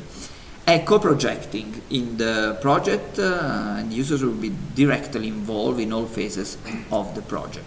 This model will subsequently serve as the pivotal nucleus for forthcoming focus group, where diverse perspectives, beliefs and comments will converge to contribute to its refinement. Subsequently, the project orchestrates the convergence of diverse stakeholders encompassing its teams, higher education institutions and significant players like small and medium enterprises and associations. And with the ambit of this strategies collaboration, the project spreads the creation of a novel interdisciplinary training curriculum. Innovation assumes paramount importance as the project endeavors to conceptualize and assess an information and communication technology platform. And behind the immediate scope, the project aspires to broaden the reach of its training model. The basis of the GEMMA project is faculty training from a faculty development perspective. And to speak about this second part, I give the floor to my colleagues. Okay. So how Alberto said, so we have this huge program project, and the basis of this project is, training the academic staff. We made this training with using MOOCs and game-based learning enveloped in the MOOC. And the basis is the faculty development. So the faculty development action are aimed at generating transformational organizational change involving both the teaching staff called to rethink their practices in order to ensure the improvement of training processes and the institution themselves, because which must be able to respond proactively to the process of innovation and change through the promotion of continuing education intervention for teachers in order to strengthen teaching learning skills. So it's very important to guarantee the quality of the education, this kind of program of training. So instead of, because we have a lot of transformation of the teaching and learning activities, transformation instead of the student body. So all these changes lead to a redefinition of the professional figure of the teacher, characterized by different roles. The teacher is give information, is a provider information and coach, is a facilitator and is a mentor, is a curriculum designer. So all these kind of competencies that you have to acquire need a program of faculty development. So, for this reason, GEMMA project will promote through training the acquisition of such skills and in particular stimulating faculty's entrepreneurship and business skills and soft skills too of leadership, negotiation, problem solving through a multidisciplinary and holistic approach. So this study is intended to be an initial exploratory investigation aimed at investigating the need in the university context to develop digital, entrepreneurial, and soft skills. So, as my colleague explained before, we use the methodology of the scoping review according to Arksey and O'Malley methodology, and there are different steps. So the identification of research questions. So the research questions that we arise are related to the investigating the need of academic staff in digital competencies, soft skills, and entrepreneurial skills. So the question are, what are the educational needs in higher education when there is an overlapping between digital, entrepreneurial, and life skills? And the second research question is, how much game-based learning or gamification is applied in this panorama? So after this, we identify the relevant studies using the keywords that Alberto before said, and after that we select a study, and after the process we select 32 articles. Of these 32, we excluded a lot of articles because they don't respond to the criteria that we think. So we, at the end, we analyze, select, and schematize only 11 articles. So here we can see some main results instead of the needs emerged by this literature review, in this scoping review, and related to the entrepreneurial skills among students. Some key aspects have emerged related to the need of entrepreneurship, okay, sorry, you understand, education, okay, as it is positively correlated with the students' entrepreneurial intentions, as it provides adequate knowledge and skills and motivates them to develop their entrepreneurial careers.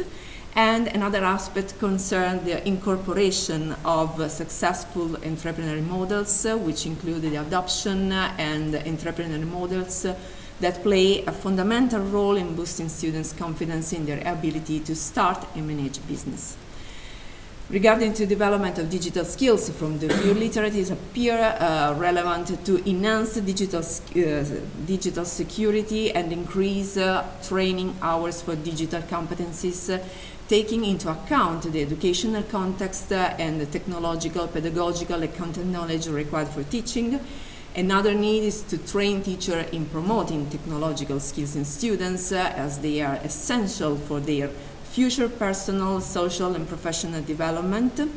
And there is a need to provide teachers with specific, of course, technical skills.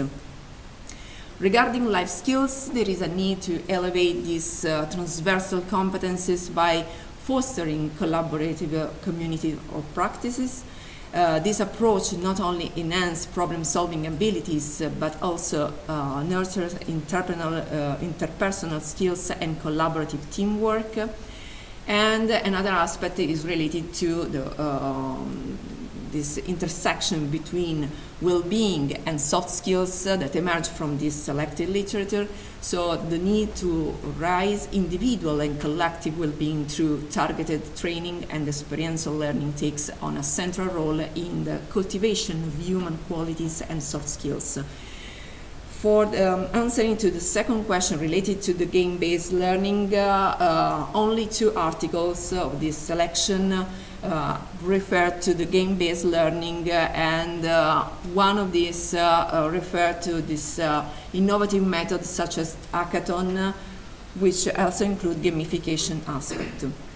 So this, following the result obtained, it will be possible to finalize the systematic review that is preparatory to the development of the integrated models and the focus group, which will allow the collection of representation, beliefs, and comments on the European competencies framework.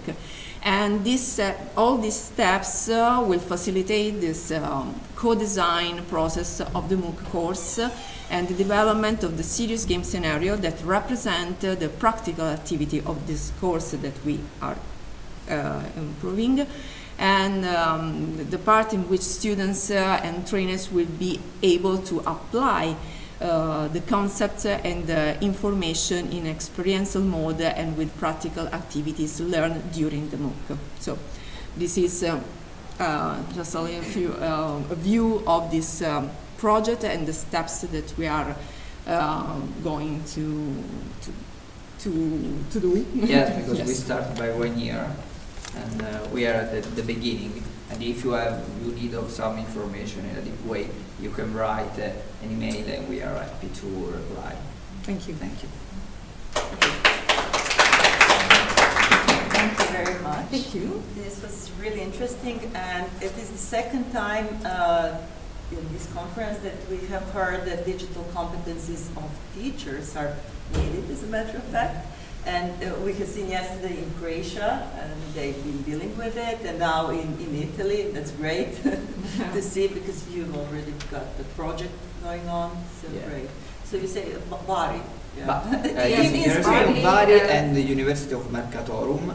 Mercatorum University is an online university. Bari University is a public and traditional. Yeah, so we can apply for the project, participate. Yeah.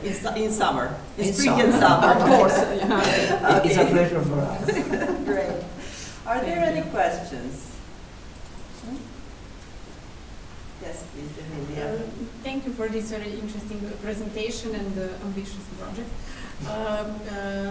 So you're at some point at the beginning. So what do you see as the maybe biggest challenge in your future work regarding the gamification and digital competencies? What do you now can recognize as something that will be very challenging in your story?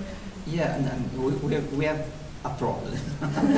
Really? Yeah, we have a problem. Wow, what The problem surprise. is this, but before Rector Limone spoke about this Italian problem, there's the level of research, and we believe in the use of a technology because we think that if you use technology as a tool in a pedagogical correct design, it's very useful. Consider that teaching the use of the technology for teachers that attend a course, for students with special needs. I believe in the power of inclusion of the technology if you use this tool in a pedagogical, yes, in a using a correct pedagogical framework. The problem is that the leadership. The leadership, because in a lot of university there are also some rectors that are more conservative, respect these items, and the difficulty is to work on a scientific project, European project, and I hope that we have good results. Try to develop something yes. innovative. But the problem is that it will be useful to take these results to change something in our structure. And I think that this is our desire, our desire, our challenge. Our challenge, probably. Okay, thank you very much. I wish you Thank you. good luck and all the best Good and luck. apply your results. Okay, thank you. Thank you. Are there any more questions? No. Okay. Now I would like to invite our next speaker, Nemanja Zdravkovic, from Faculty of Information Technology, Belgrade Metropolitan University. And he will be talking about improvements of existing auto-grading system for interactive learning functional programming in Java. Nemanja, the floor is yours. Thank you. Hello again. Let's just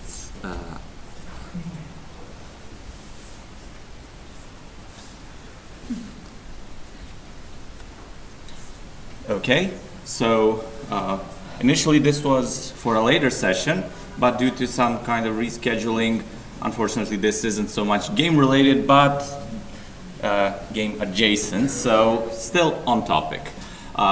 This is the work of our master student. He is into auto-grading systems. So I will just present here what we have done with some improvements to some initial auto-grading systems for learning, which we plan to include. But the focus here is on interactive learning of functional programming, and because our auto-grading system is foremost in Java, we started the improvements from that.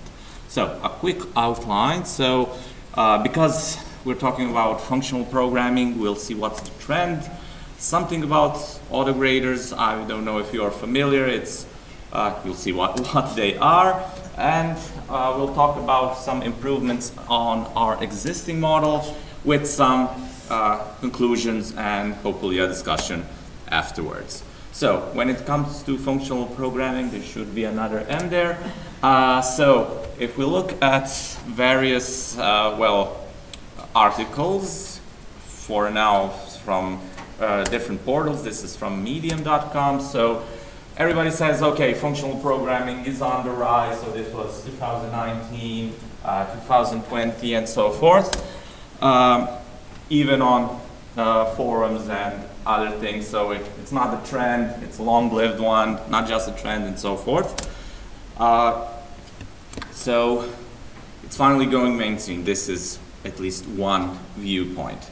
And I'm not sure if you're familiar with functional programming. It's a programming paradigm where everything is looked as, well, functions. Instead of, let's say, writing C equals A plus B, we'll write a function, which we'll call addition, and it will just do addition of two numbers, but everything is viewed as a function. But regarding the trends, there was a paper in '89, Why Functional Programming Matters, by Hughes, and some years ago, How Functional Programming Mattered. So it's a little bit divided. In one sense, it's a trend, a growing trend, but then again, the evidence, or at least the scientific and general evidence, doesn't support it that much, which is again supported by Google Analytics. I've looked at Google Analytics regarding different programming paradigms, of course comparing to the most earlier one, which was procedural programming, and the most used one in almost all of the world, object-oriented programming. So if we don't include China, the trend is actually showing differently, but still there is a lot of use in functional programming. It's just a little bit more trickier to understand. Let's keep it at that. And we wanted to encourage our students, firstly, to think in a functional programming way, because, as I said, it's a paradigm which uses functions to describe the logic of what a program has to achieve. So it's a different approach, more formal, but a lot of applications in different fields actually can be used in this way and can be optimized in this way.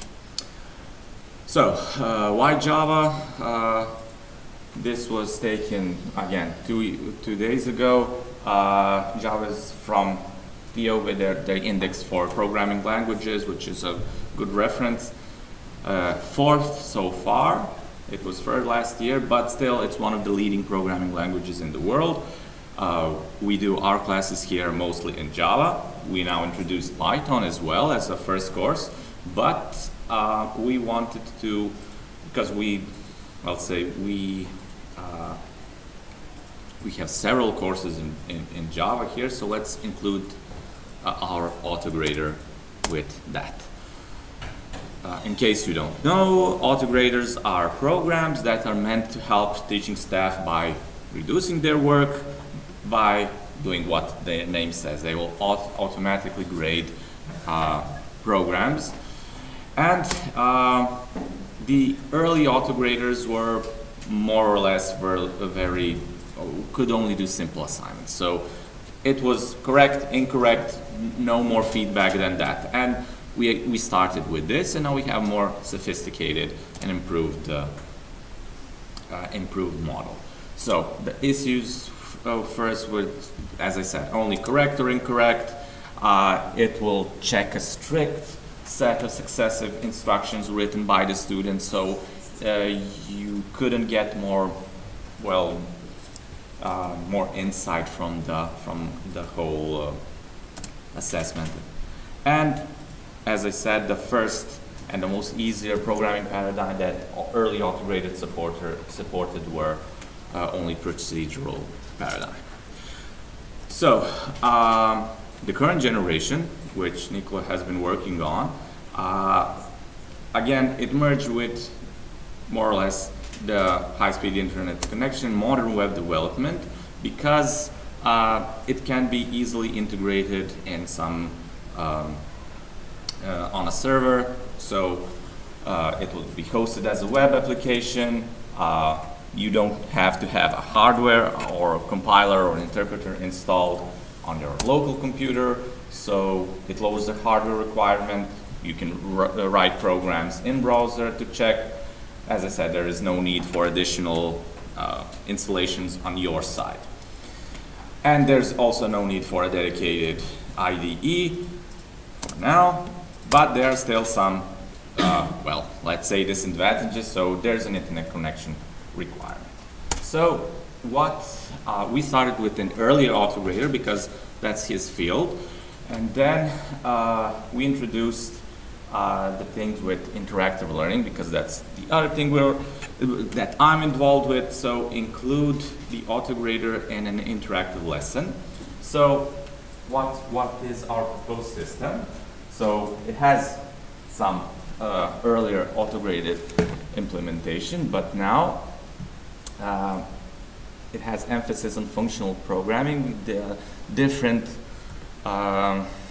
test classes written for that are the test classes written for the tester are different. So we start with a baseline. So a student completes a self-assessment of the topic, of course related to some kind of functional programming assignment or so forth, so we can get a baseline. Then the lesson plan is something like this. The lesson will be either a combination of multimedia, so audio, video, animations, of course some written parts. After that, there are several levels of assessments. So, yeah, the self-assessment is a quiz or multiple choice or something like that. But we have two assessment types. First one is an easier one, or easy to medium difficulty. It's an assessment where there will be an in-browser code editor, which a Java compiler is running on the server side. You just have to complete a code that already exists. So this will be some entry point. Afterwards, a more harder assessment would be to start something from scratch, and this is intended for higher grades and something like that. So the students will input code within the text editor with no code previously given and check the results. Regarding to the UI, it will be something like this. The editor would be here. The lesson, it can be open in this. Now it's the right side of the screen, and the auto grader will just give the results. I have here one of the screenshots. So the Java code was successfully compiled, it passed the test, and so forth. So this is something that we want to include in our interactive lessons. So not just have regular tests like multiple choice and Q&A or essay type, and this is very, very important for courses in programming. So it takes the load off of our teachers and teaching assistants to check, but we also wanted to give some kind of feedback because they will go through different test cases and so forth. So not just giving correct, incorrect, but also giving a little better feedback. It's not easy because they have, for instance, start from scratch and so forth, but for functional programming, it didn't prove so difficult. Well, I'm used to having a brief presentation. So this is something that's currently being doing on, but what we've concluded so far, we decided that it's a best of both world solution. So because it's interactive, it's web-based, and it has this advanced features. So our previously tested cases with some other students in previous years show that students are encouraged to think about the problem. We use some commercial and open source auto graders before, and they proven to be good, but we wanted to include them in our learning environment. And what we want to do again and later is to compare them with some similar commercial systems like Codecademy, HackerRank, and similar. Most of them are paid, so we can only see, at least at earlier stages, only something that we can compare, but we are thinking of getting the licenses for or the subscriptions for those platforms to make a more to make a better comparison.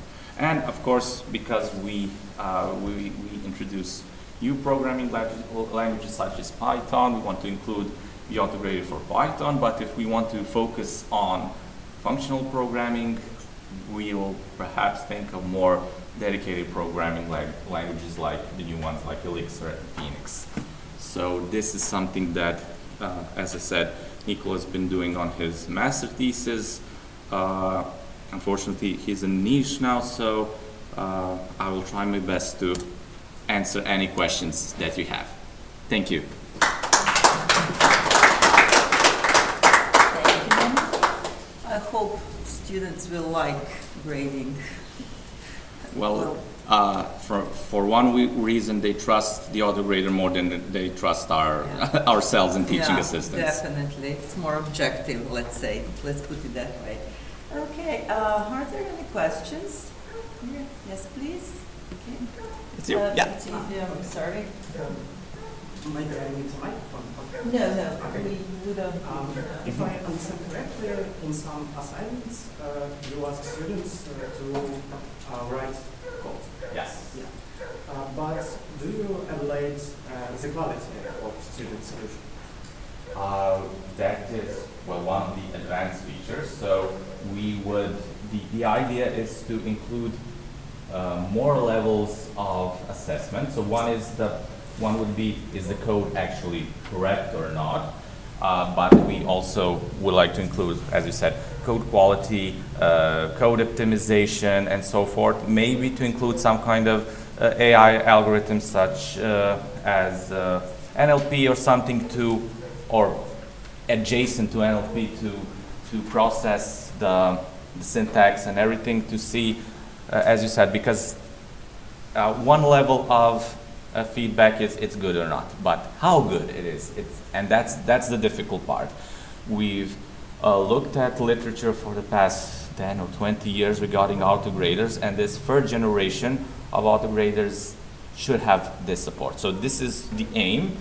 It's a long way there because it has a lot of components, but for a master thesis, well, it's okay at this point, but the ideas are here, the steps are there to include in the further research. Thank you. Because in our company, we developed a tool that's called Hyperstyle, and it is evaluates code quality of student solution, and it's open source, absolutely free, and especially for educational purposes. Oh, from JetBrains, right? And you can use it if you want. Excellent. We'll most definitely, well, because this is a student's work, we wanted to include our own solution, but you're from JetBrains, right? Yeah. Yeah, so we already use IntelliJ, PyCharm, and so forth for everything, PHP Storm, or how it's called, but as I said, we use those things, but for autograders we still didn't. We didn't use evaluators, but we'll most definitely look at your solution. Thank you. Thank you. Is there anyone who would like to ask something else? No? Okay. Thank you, Nemanja. Thank you very much. Now I would like to call upon our last speaker for today, Miljan Stevanovic from Belgrade Metropolitan University, and he will be talking about gamification of learning in artistic fields through the form of playing to knowledge. Miljan. Thank you so much.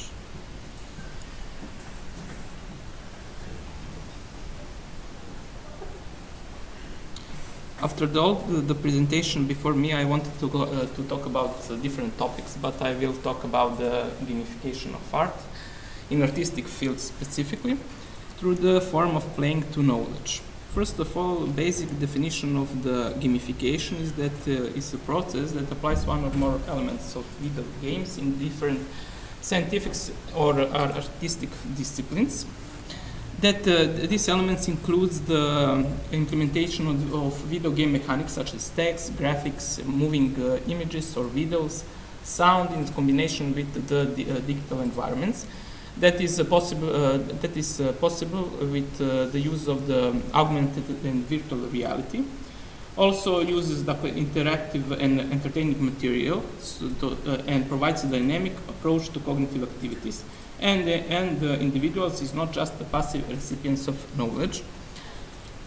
Game-based learning is the new field in the research of the gamification process. The main feature of game-based learning is on practical experience in which participants can be more involved in the teaching materials or exploring the main subject of the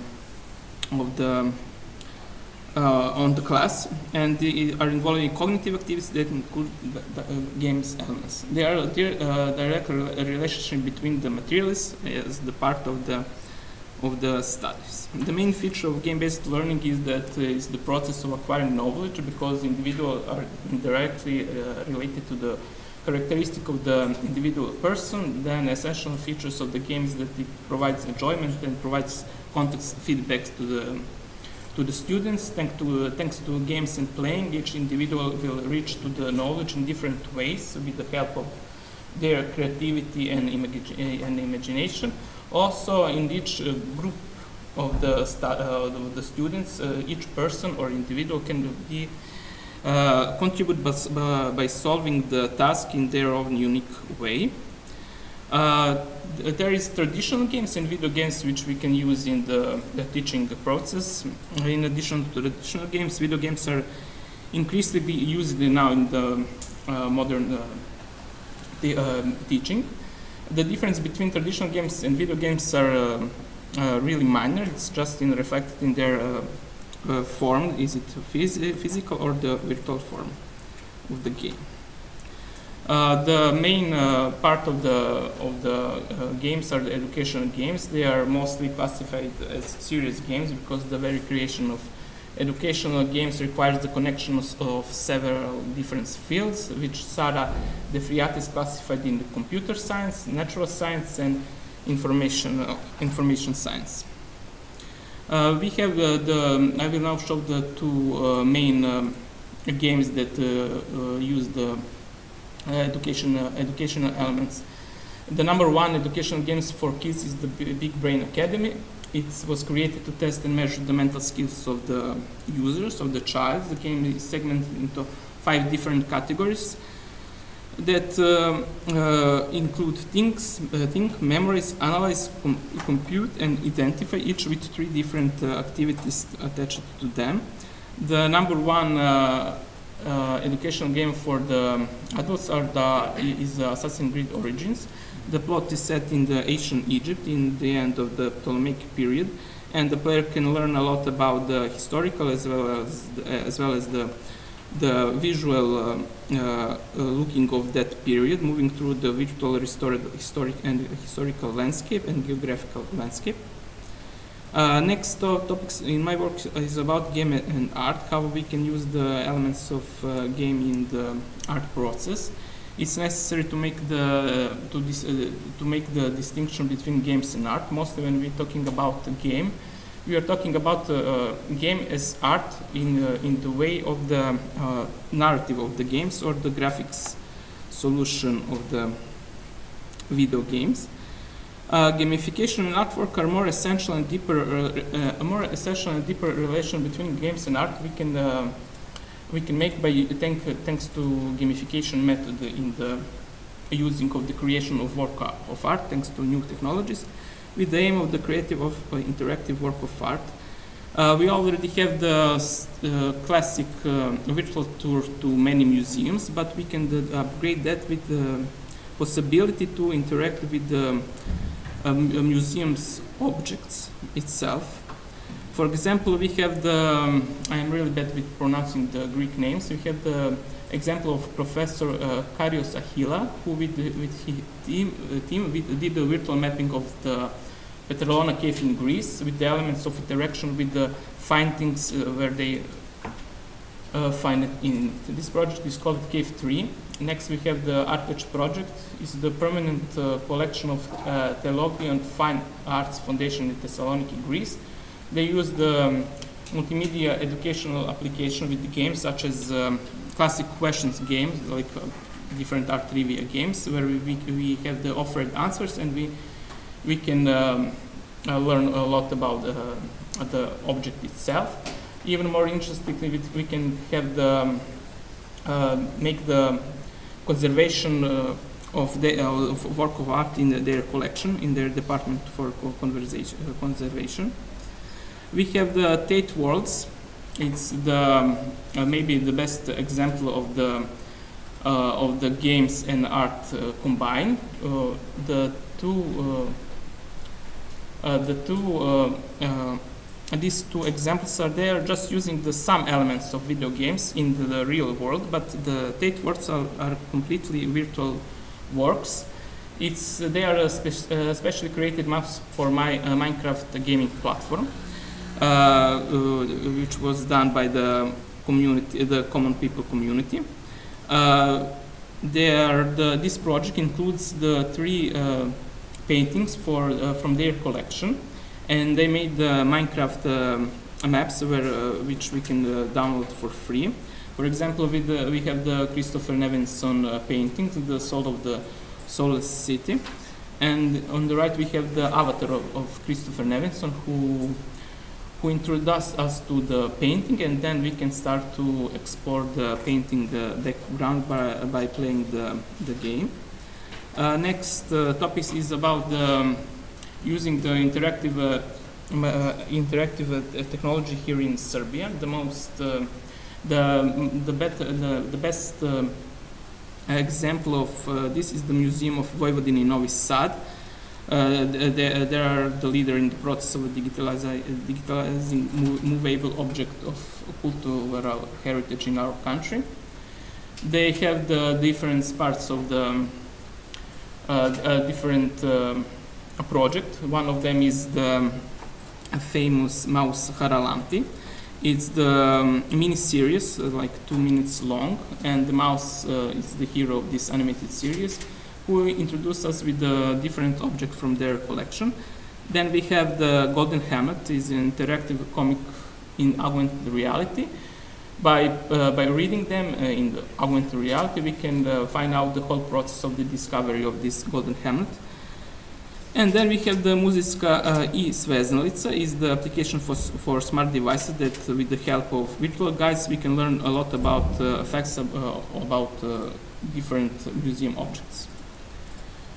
So the Museum of Vojvodina is the leader in the presentation of and digitalization of cultural heritage, and goes beyond the boundaries of the institution. It's make more attractive to for all people from the different ages, and it can reach the global audience. So I was really short about the presentation because it's easier for me to answer the question than to present everything. So we can talk like Thank you for your presentation. The shortest Okay, thank you. I mean, this is a very interesting topic, and I myself personally really enjoy going through the museums with all the apps. And I have several apps with like digital presentations of museums and interacting with the content, and that's great. I mean, gamification in every aspect of not only in education but in tourism, in everything. It's great. Yes, it's really. Maybe I will work with the museum at some project in the future about making the new content for the gamifying of their works. That's great. Okay, thank you. Are there any questions regarding this topic? No, I believe you're all hungry. That's why you're very quiet. Okay, thank you, Miljan. Thank you very much.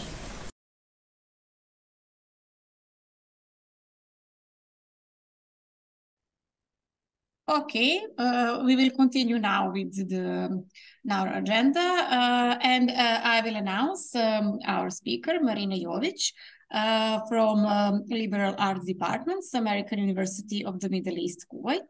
She will present us the paper titled How Effective LLMs Really Are in Generating Emails, Comparative Study. Marina will present her paper online, and we are now listening to her very careful. So Marina, the floor is yours. Thank you so much. We can go to the next slide, right? As you can see, I put hello everyone first. welcome from Kuwait. We had some technical issues. Hopefully everything will be smooth by the end of the presentation.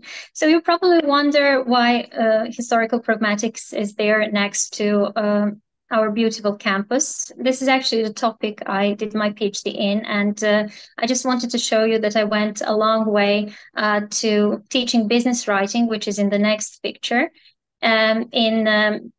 As you can just move the slide. Yes. So this is our campus. This is one of the classrooms where we have our business writing lectures. So as I said, it has been a long way from discourse analysis over to communication courses and now to business writing, which I also moderate. Being a moderator means that you create the entire content for a certain course and that you assist the other lecturers in conducting the course, choosing the materials, preparing assignments, and so on. So very early on in January, we faced the issue of ChatGPT and AI bots, and we had to act very quickly because most of our assignments, all of our assignments, are computer-based. Being computer-based, especially class-graded assignments that happen with full access to the internet, have become literally impossible to conduct because students could generate emails, short questions in matter of seconds. So we had to come up with some of the restrictions, and we had to meet the challenges that we faced. That's why I collaborated with my team leader, and we wrote a paper that was published, I believe, in March 2023, and it's been quite cited so far. It's on the opportunities, challenges, and recommendations for communication courses and business writing courses. Let's move on to the next slide. So this is a very brief content of the presentation, a brief introduction, review, methodology, large language model overview, and I will focus mostly on the results and the analysis. Let's move on to the next one. So we cannot stress enough the importance of effective communication. It's important for our everyday lives, but it is also terribly important for doing business. From increased employee satisfaction to decision-making over to enhanced customer service, it builds trust between people if it's done the right way, it improves collaboration, and most importantly, it resolves conflict. So two advents, if I may say, defined this study. The first one is in the 70s, the invention of email, and the second one is the advent of AI in November 2022. So the primary objective of this study is to investigate the efficiency of 4 language models in generating routine, negative, and persuasive business emails. As for the routine business emails, I decided to write about complaints. And when we write complaints about different things, such as airlines, delayed flights, and so on, we usually use direct approach. I wanted to see how able these 4 models are to express negative communication and how persuasive they can be.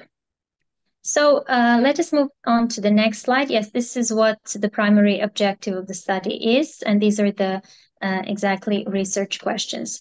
As for the literature review, I have noticed so far that scientific community has been focused on capabilities of this technology, ability to generate English essays, its writing style. Then it also focused on the potential impact on education, research, writing, and some studies also try to give recommendations. Present studies in the field that I have done research in are restricted in 2 ways. There is no notable analysis of BARD, Bing, or Llama, and there is no comparative analysis of large language models that are available free of charge. And the reason why I chose models that are free of charge is that, as everywhere else in the world, we also struggle with sometimes bureaucracy. We need something that is readily available, that doesn't need any specific subscription to, and so on. So by assessing and contrasting these 4 well-known models, I try to fill the gap. As for the methodology, it was quite simple. I created 3 prompts for these 3 different email types. I designed scenarios as per the findings from the study, and I expected bots to create clear, concise communication with a set word limits and certain paragraph constraints. I made sure that I used new accounts and that each prompt hasn't been compromised by my previous searches. I created a generalized rubric and I created these generated emails. Next slide. So as for the variables that I used, I tested format, content, diction, and tone. As for the format, I tested subject line, salutation, structure, number of paragraphs, number of words, and I don't know if you can see very well, but each of these would be assigned 1 point. We can move to the next one. So, for example, if the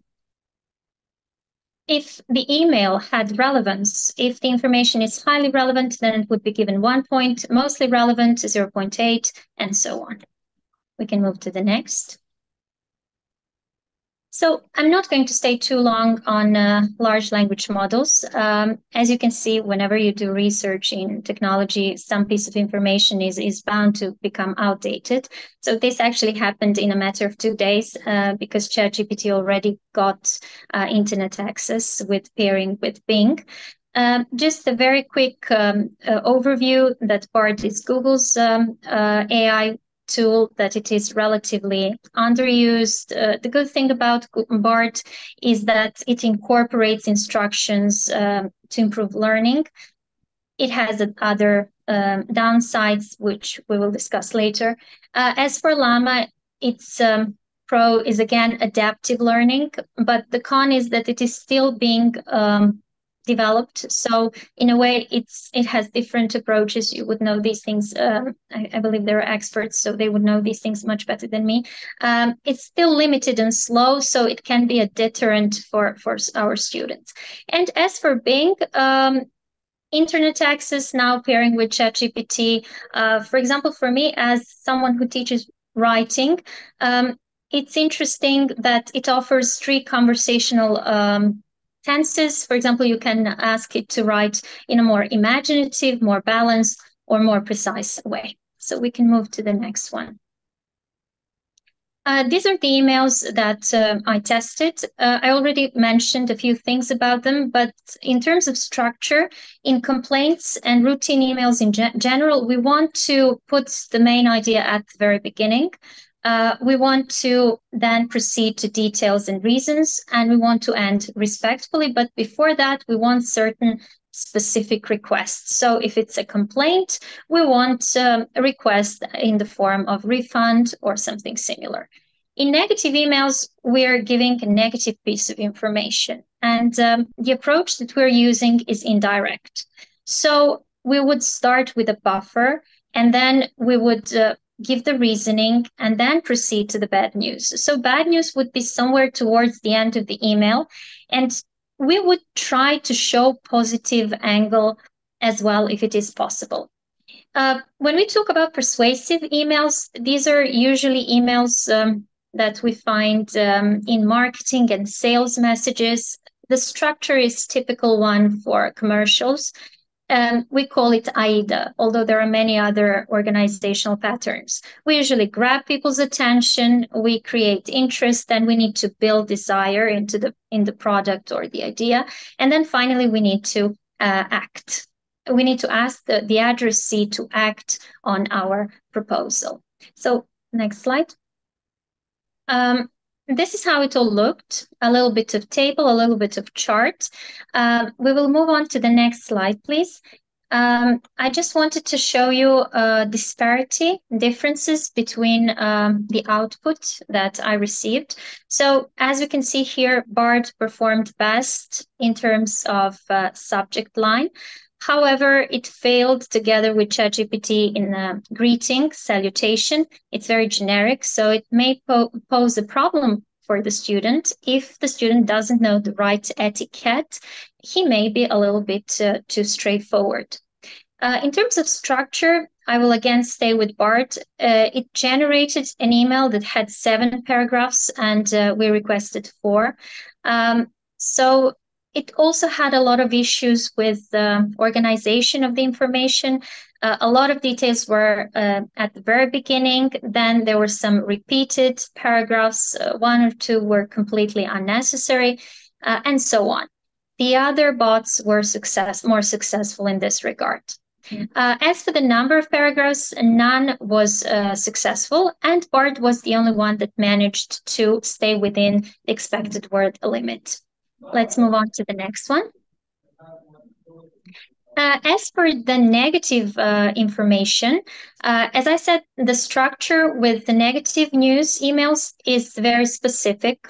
So, for example, BART was performed the worst because it broke bad news immediately. It was very straightforward, which can result in overt rudeness or impoliteness. Then what else we could deduce from this table was that Llama also started in a way as indirect, then switched to direct, so it wasn't very consistent. I also would like to ask you to look, if you can, in the support part. Support are the details, it's the evidence. And people won't accept negative news unless you give them good reasoning and good details for that. If you're planning to fire someone, God forbid, you need to give good argumentation for that. But it is not just the argumentation, it is also the empathy that we need to show in the emails. We need to keep in mind the needs of our audience. We need to keep being aware of their emotions. So as you can see, all of the bots scored 0.5 or 0.8 when it comes to emotion and audience awareness. Let's move on to the next one. I forgot to say that, for example, for negative emails and for persuasive emails, it was ChatGPT that managed to follow the structure in an impeccable way. And it also did well in providing some of the support and some of the details. When it comes to persuasive emails, this is something I noticed that Bard and Bing are very literal. They would never create subject line unless they were specifically asked to do so. Also, there were issues with persuasion. If we want to convince people in our ideas, we need to give them, again, good arguments and emotions. So in this context, ChatGPT did quite well. But for example, Bard completely failed in something that we call you attitude. Let me give you an example. If you want to ask your direct manager to allow you to work remotely from Italy, for example, and you just need to be very persuasive, right? So if you start by saying, I will be more rested, I will have more time for professional development, I will contribute, it is a lot of I. When we're asking for someone to do something for us, we need to implement you attitude. So we need to show how the company will benefit from us being a remote worker. So the company will benefit from my professional development that will come in the moments of saved time, because I'm not going to waste time commuting to work. I'm not going to waste time doing some other things, office chat and so on. So it is the you attitude that, for example, Bard and even Bing had some issues with. Let's go to the next slide. So in this competition, if I may call it so, the advantage or the first place went to Llama, just because it was the most consistent over different types of emails. It had the highest performance. And this findings also aligns with the findings of other studies in maths and statistics, for example, where Llama also outperformed other language models. It was followed by Bing, then ChatGPT, and finally BART. Let's move on to the next. So what would be the implications for teaching business writing? For example, we wouldn't choose BARD to generate subject lines. We might go to other bots. Also, it wouldn't be good enough for the structure. We would have to work with our students to eliminate some paragraphs. We would have to show them that the details are too general, that it has too many words, yet too little details, and it lacks conciseness. And as all bots, that it has a limited effectiveness in emotional aspects. Next one. However, BARD would be really good at meeting the expected number of words. It would be good at formatting, for example. I did mention that it has a lot of paragraphs, but BARD has a very nice way of using bullet points, explaining things, using a very natural sentence structure. For example, ChatGPT tends to create complicated sentences that usually put two simple ones together. With BARD, you have a very nice play of short and long sentences, so it sounds more natural and less computer generated. Next one. So what would be the cons of ChatGPT, for example? Definitely lack of conciseness. It always goes over the word limit. Its vocabulary is very often too formal. It lacks emotions. It is too generic. So let's move to the next. What would be some of the things that it excels in a way? It is the you attitude that I explained, that it keeps the needs of the audience in mind when writing emails.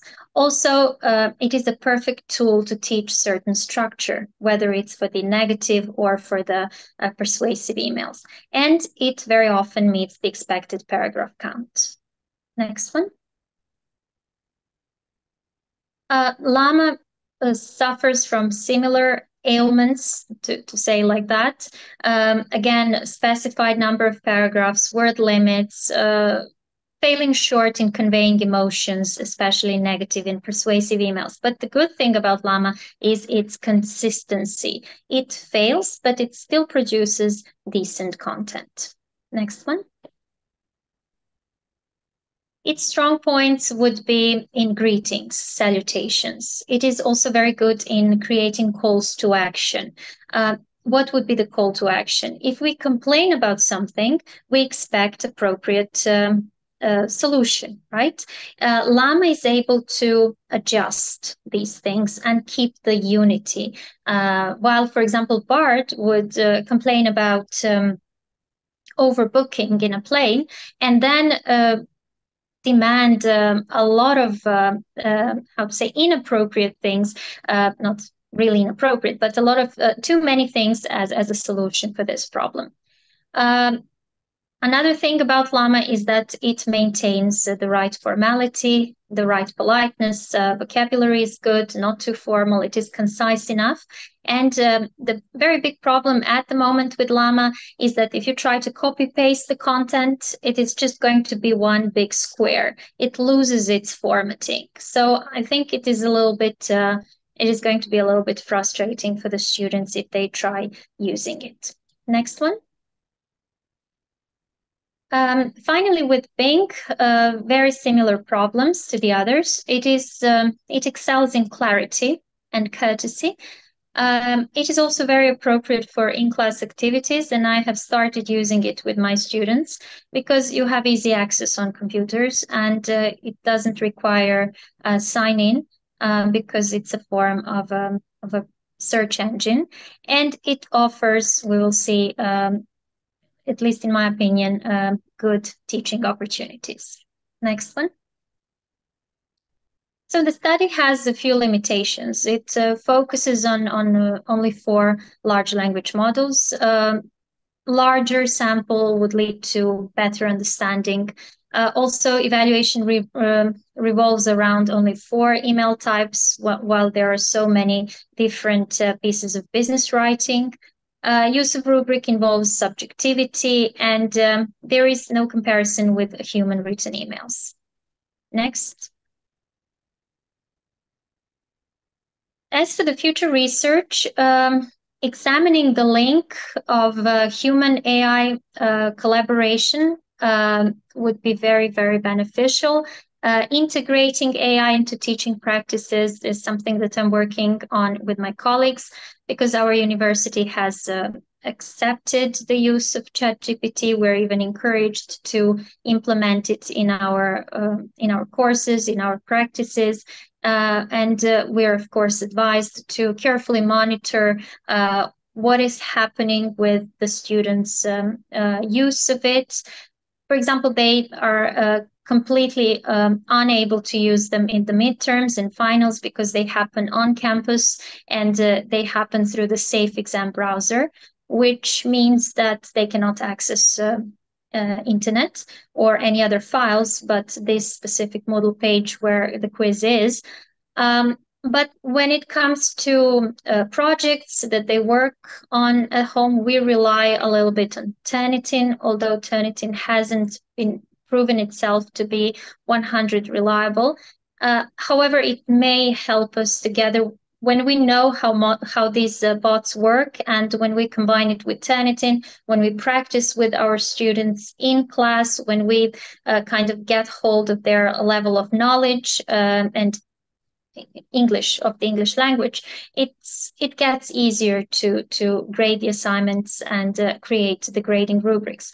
And also for the future research, it would be definitely valuable to continue evaluation of emerging AI models by focusing specifically on emotional components and audience adaptation and awareness, because these are the soft spots of the AI. In conclusion, these language models are a helpful tool. They will help us create better emails, more accurate, more professional. However, we need to keep in mind that they cannot replace human judgment, human creativity, or empathy. In addition, they can be great tools if we can maximize their strengths and minimize their flaws. And my personal opinion, this is exactly what education should be focusing on, and that is the development of this new form of hybrid intelligence. Thank you. Okay, an applause for Marina, if she can hear that. Thank you. Thank you, Marina, for this really nice and interesting presentation, and very rich comparative analysis of these existing large language models. This is now a very hot topic, I think. And yesterday we had quite similar presentation from Daniela. She did some similar research. She wasn't comparing LLMs, but she also she was testing ChatGPT. So it is really interesting that now today we have this kind of analysis. Now I would like to open the floor. If anyone has questions for Marina, it's the moment to ask.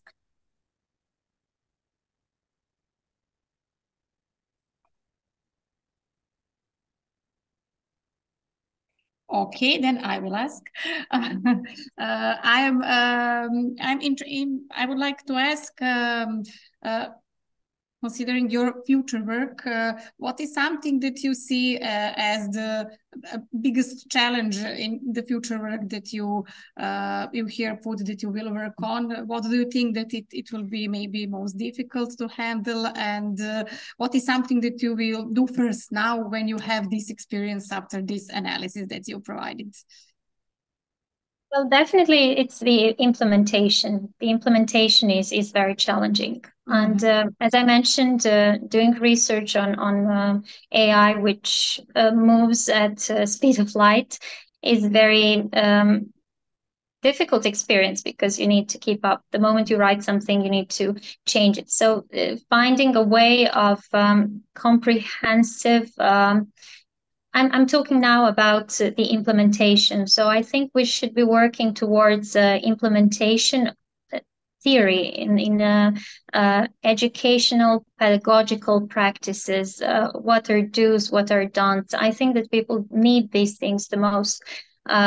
at the present moment. And also it's difficult to recommend things when there are limited, how to say, technical equipment available across different campuses and different universities. We are blessed with good equipment, but at the same time, we do face similar issues like how to motivate students, how to keep them interested, how to prevent them from using their phones, and even if when they have to use their phones, how to keep them on the things we want them to keep their attention on. So these are mostly the things that how to motivate my students and how to implement it to get the best results.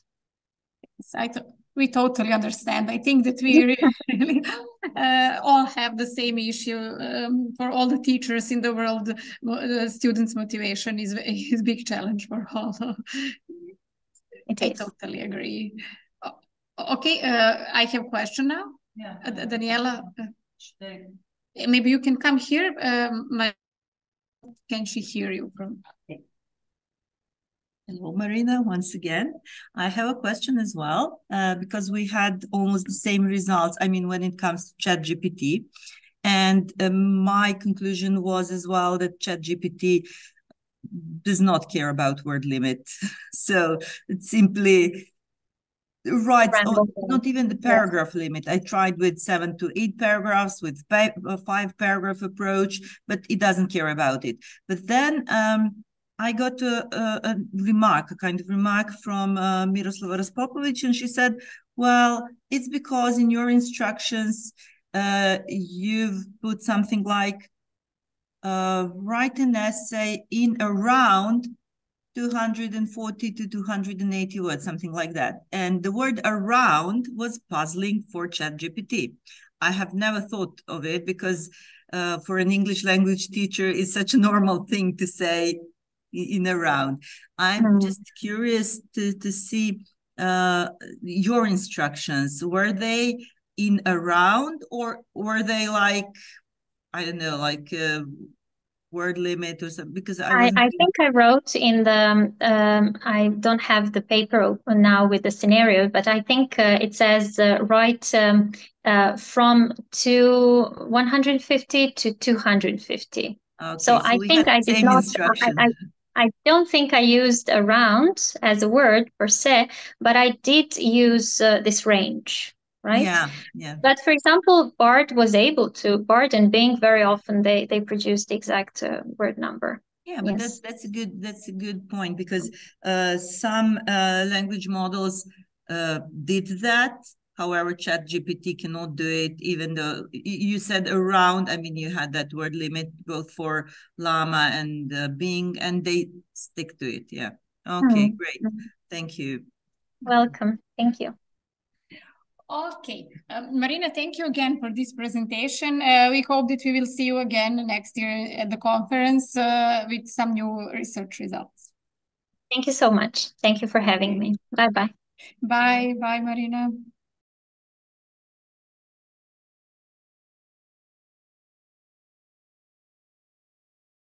I would say students of Metropolitan University. I will have to put this in some kind of brackets, conventional versus online students. So being a forum for the conference, this part this paper was based on our previous paper that we did last year for the conference here at Metropolitan University. And this paper examined the online and conventional or face-to-face students only as a criteria for determining the successfulness of their study in program. The focus is programming with C#, and this is a computer object-oriented subject, and we teach at this course, we teach that in Niš and in Belgrade, and the students came from both Belgrade and Niš, and the online students were online students both based in Belgrade or in Niš or in any other part of the country or region. So the criteria for assessing this part for assessing students' quality in computer programming is the department where they came from. So first we've got the information technology department, then we've got software engineering, and then we've got computer games. So as you can see on this slide, we have the SE abbreviation for the software engineering, IT, and computer games with CG. It will be used in the paper, throughout the paper. And what's interesting is that the goal of this research is to pay attention to the distribution, or the redistribution of the students according to the department type. And the expected outcome is to see whether there are certain groups or certain departments that pass with better grades, that have better success rates than other departments. For that, we based the research on our previous paper. And in the previously researched paper that I've mentioned already, we had 17 students and 15 students in a hybrid mode, and 2 of them studied like face-to-face. And online students, according to this study from last year, achieved better results. And we wondered why. Why was this possible? How was this possible when face-to-face students actually had more opportunity to talk to the TA, to bring in their projects, and to actually have this face-to-face contact, which proved to be sociologically and psychologically more sound for the successfulness of their study, according to many authors that I've listed some of them at the end of this paper, and you will see. But then again, our own research focused on 3 generations of students. So last year's paper focused only on 1 generation, so it was the 2021 to 2022. Now we've got 2020, 2021, and 2022. And we've got 3 departments, so IT, CG, and SE. And there were, in overall, there were 13 online and 40 face-to-face students, and in the whole sample. So the majority of students, according to this, went to the university and did their studies in person, and could ask the teaching assistant anything that they might find unclear. Okay, so here are the results. This is a distribution of number of students with demographical and other parameters, which you can read on your own. And I would like to focus on the results of this and make a short comment on this table. So we've got software engineering in the first part, so it's like 14 out of 53 students. So in overall, there were 53 students in all 3 generations that studied either SE, software engineering, information technology, or computer games. We've got software engineering in the first part of the table, and then we've got information technology students and computer game students that all studied programming with C#. Some students had this as an elective subject in the 2nd year. Some students had this the subject in the 4th year, and some of them had that in the 3rd year. So most of the students in the computer games department had this subject in the 2nd year of their study. Some had later. And most of the students from the software engineering were in the years of, so the 3rd and the 4th year, so the last 2 years of their study. We have to take this into consideration if we want to make a statistical discussion about this, about the outcomes of our research. So in overall, students who failed the subjects were with 9.50% in the overall sample. I also have to note that we did not consider students who did not take the exam in C# at all, and we did not take into account students who never handed in their homeworks. nor their projects. So this is one of the criteria for the assessment. So we wanted to get the real insight from the ones who made an effort to pass the subject, to get a grade, a pass grade at least. What's the role of the department time? So this basically means that there were a lot of students who did not hand in their homeworks and who could be in this sample.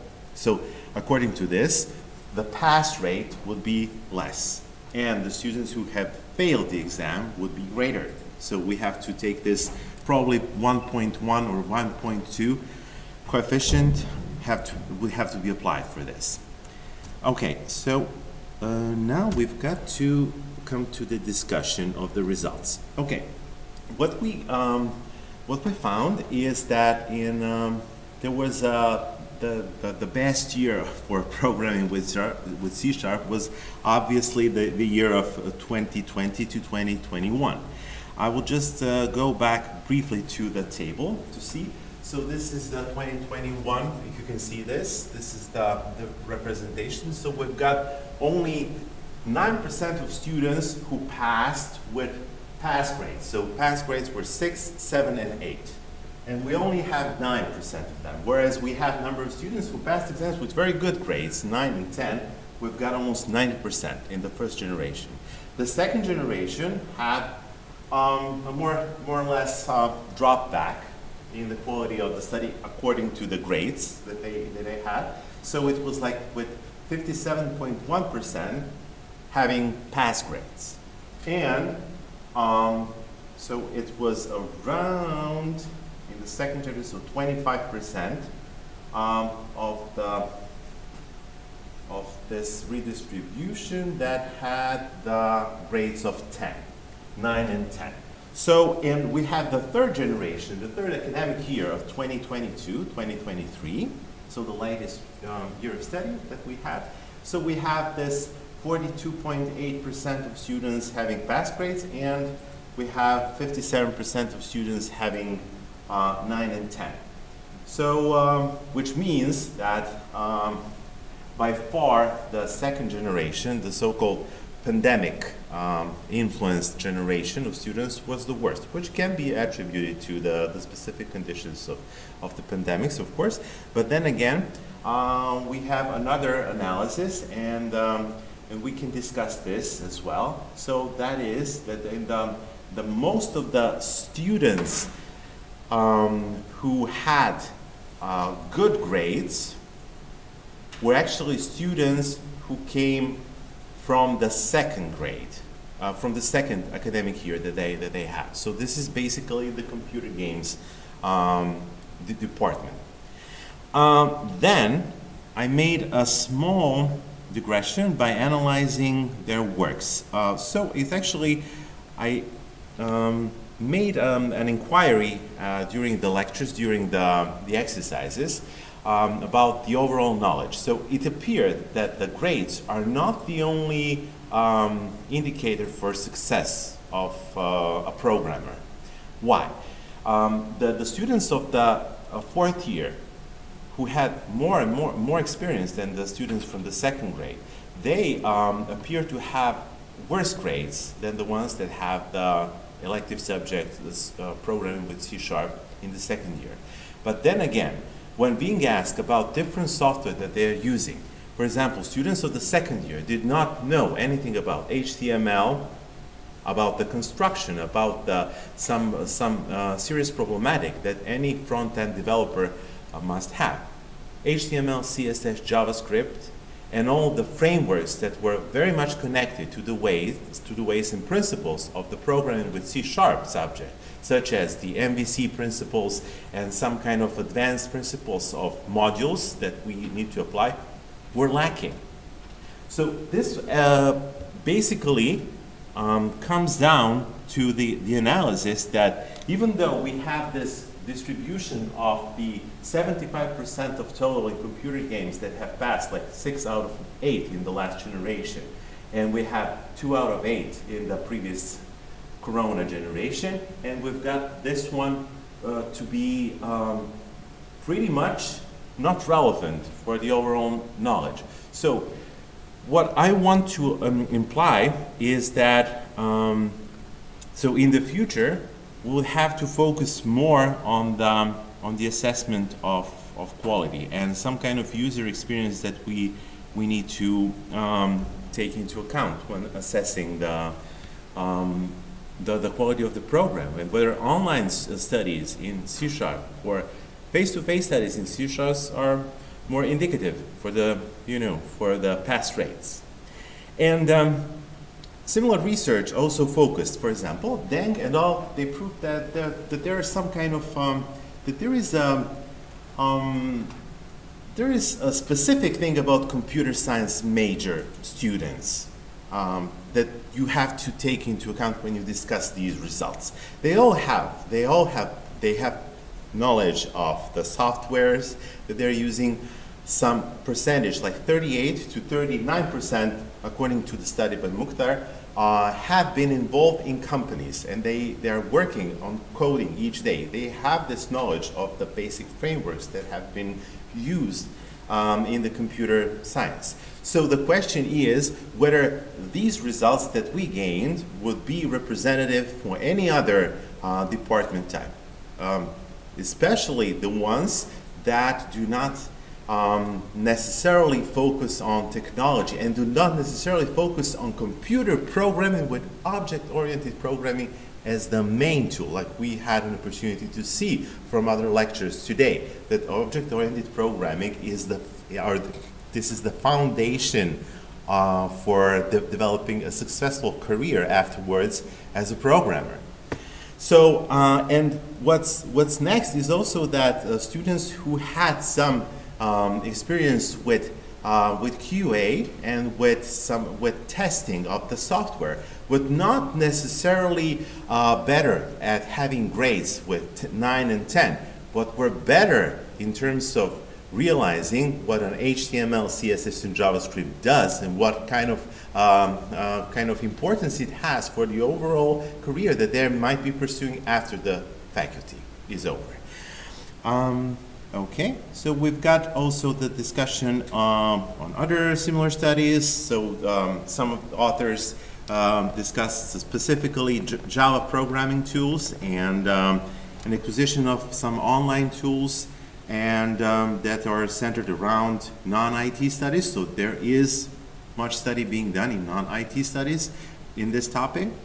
And most of these studies focus on older individuals, older learners. So the focus of our study is important because we have 21 to 26-year-olds, and this is a specific psychological and sociological and like a background issue that they might be having, where they are the newer generations, and then they have some kind of they have this age parameter, and we can draw conclusions based on this as well. But we have to be very careful because to draw conclusions only based on a small sample of 53 is not possible. So the next thing that we have to do is to take a larger sample, maybe even compare some user experience of the online materials, and to see how online materials actually help students perform better, obviously, and is this kind of connection between the TA and the student a hindrance or a thing that can help the student achieve better results, so pass grades? According to the study that we had last year, online students, so students that had very little contact with TA and with professor, achieved better. Not a lot better, but significantly better at their studies. So this initial contact during the project examination and the exam itself, and some kind of coordination where they were left to organize their time solely how they want to organize their time, not that I should tell them how they should organize their project during the class, during this 3 hours of contact, but so to let them have the quality, the real quality of e-learning material, some kind of user interaction feedback from the whole concept, from the whole platform is necessary. So to have better pass grades, to have more students willing to transfer to online concept and more students willing to use the e-learning principles throughout their faculty experience. And afterwards, one of the things that we mentioned as a drawback is also that we don't have actually team project. We don't have a teamwork in C#. So in reality, a company gives you certain problem to solve. Make an application for the red distribution on bananas in a niche area, for example. And then you have to work in a team. So I have a team manager, project manager, I have some coordinator, I have myself and I have a tester, and I have to work in a team. Why not work in a team in C#? Why not having all the obligations of student in one 3-hour class to actually work on one app, one part of the app, and then the next group of students can work on the other part of the app, because in reality this is probably how it works, you would agree. And this is what's left behind, and I think it will be fruitful, and I think the online e-learning principles in program with C# would have to deal with this kind of model, like a teamwork I think in major object-oriented subjects at the university in the future. So the next thing would be to have to assess all of the psychological and sociological and societal hindrances that are there. So these are the references. So I would just like to point to the paper that we did last year. So it's online versus conventional students of the Metropolitan University. And this analysis was made in the publication of the proceedings of the conference here, e-learning 2022, and also the ISUM material, so the grades and the material where we have feedbacks from students, and we have different kind of project assessments and comments that we can analyze. So this has been used in the paper. And we've got also the literature that has been used, and mostly on some non-IT or some kind of older students and experiences, older users' experiences that we had. Thank you. This projector is killing me, so I have to stop. Thank you. Okay.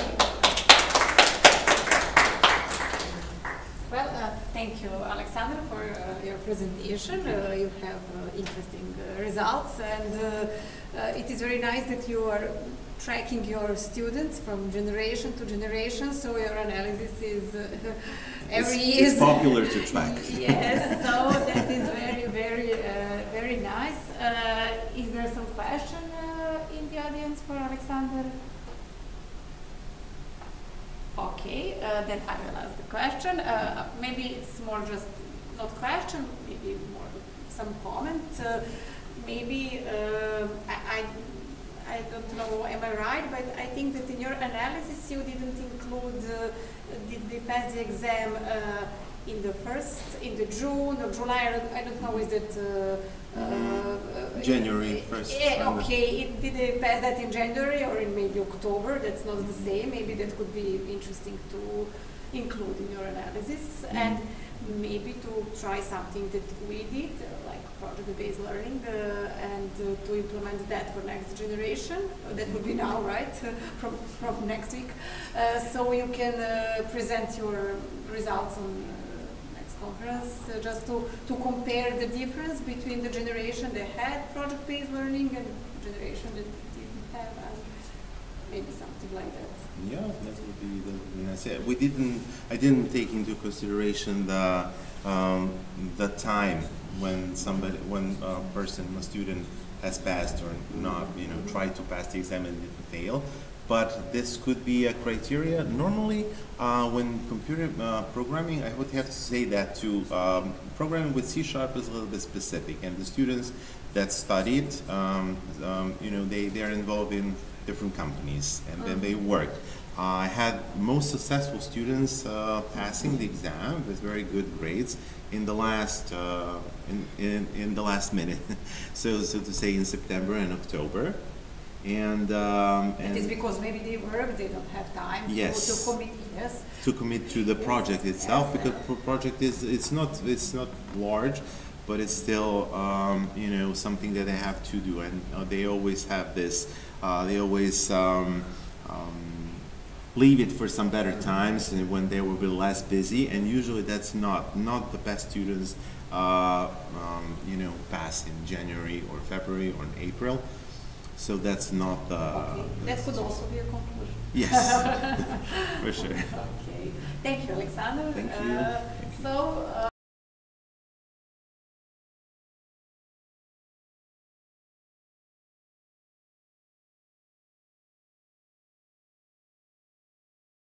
We are continuing with our conference. I will give now the talk to our presenter, Prabha Kashliwal, if I read that correctly. Rina Gunyan and Virendra Shetty from MIT Academy of Engineering India and MIT Art Design and Technology University India. She will present us the paper Student Satisfaction Index in Synchronous Learning, a case study. So the floor is yours, and we are very happy to hear your presentation. Thank you so much. I hope I'm loud and clear and my screen is visible. Yes. I'm audible? Yeah. Can I start? Yeah. Yes, Thank yes, you so we much. can hear you. Yes. It's a privilege for me to present a case study which was conducted during the pandemic, and we measured the satisfaction index in the e-learning mode. Because of pandemic, we had to teach one design course in the online mode. So I am going to present a case study of how this particular course was delivered and how the activities were interesting and how this can get correlated to the satisfaction index, and it can be extended and extrapolated to any MOOCs program. Yes, we have in the first year engineering course, we have a subject called design thinking, and it is a design-based learning course where the teaching pedagogy involves too many activities and applying the design principles to a particular domain and gain hands-on experience to that entire project. So during pandemic, because this entire course had to be taught in a online mode, so immediate switch put us in a challenge that if this is an experiential course and it has to be done by a dirty mock-up or making your hands dirty and working on the project, and if it's to be done online, how do we do it? Because this course, the prime objective of this course was to develop creativity, critical thinking, and improve the collaborative skills among the students.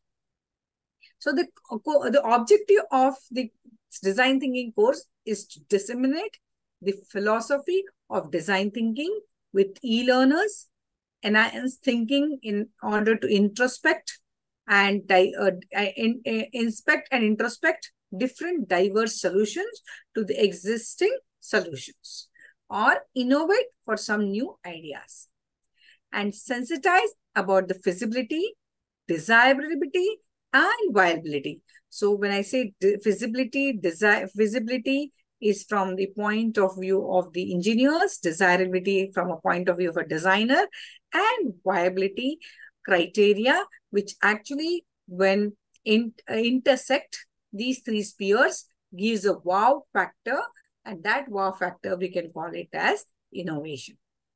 This was experimented with the sample students of first year engineering, and the weekly contact hours were 4. So 4 hours of practical was the time allocated for this particular course. Now, what are the attributes which are influencing the student satisfaction index?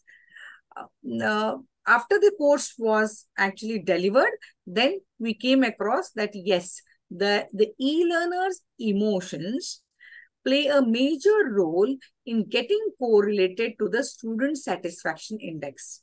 So if the emotions during the class in the online course is positive, satisfactory, and full of excitement, then the student satisfaction index is always higher.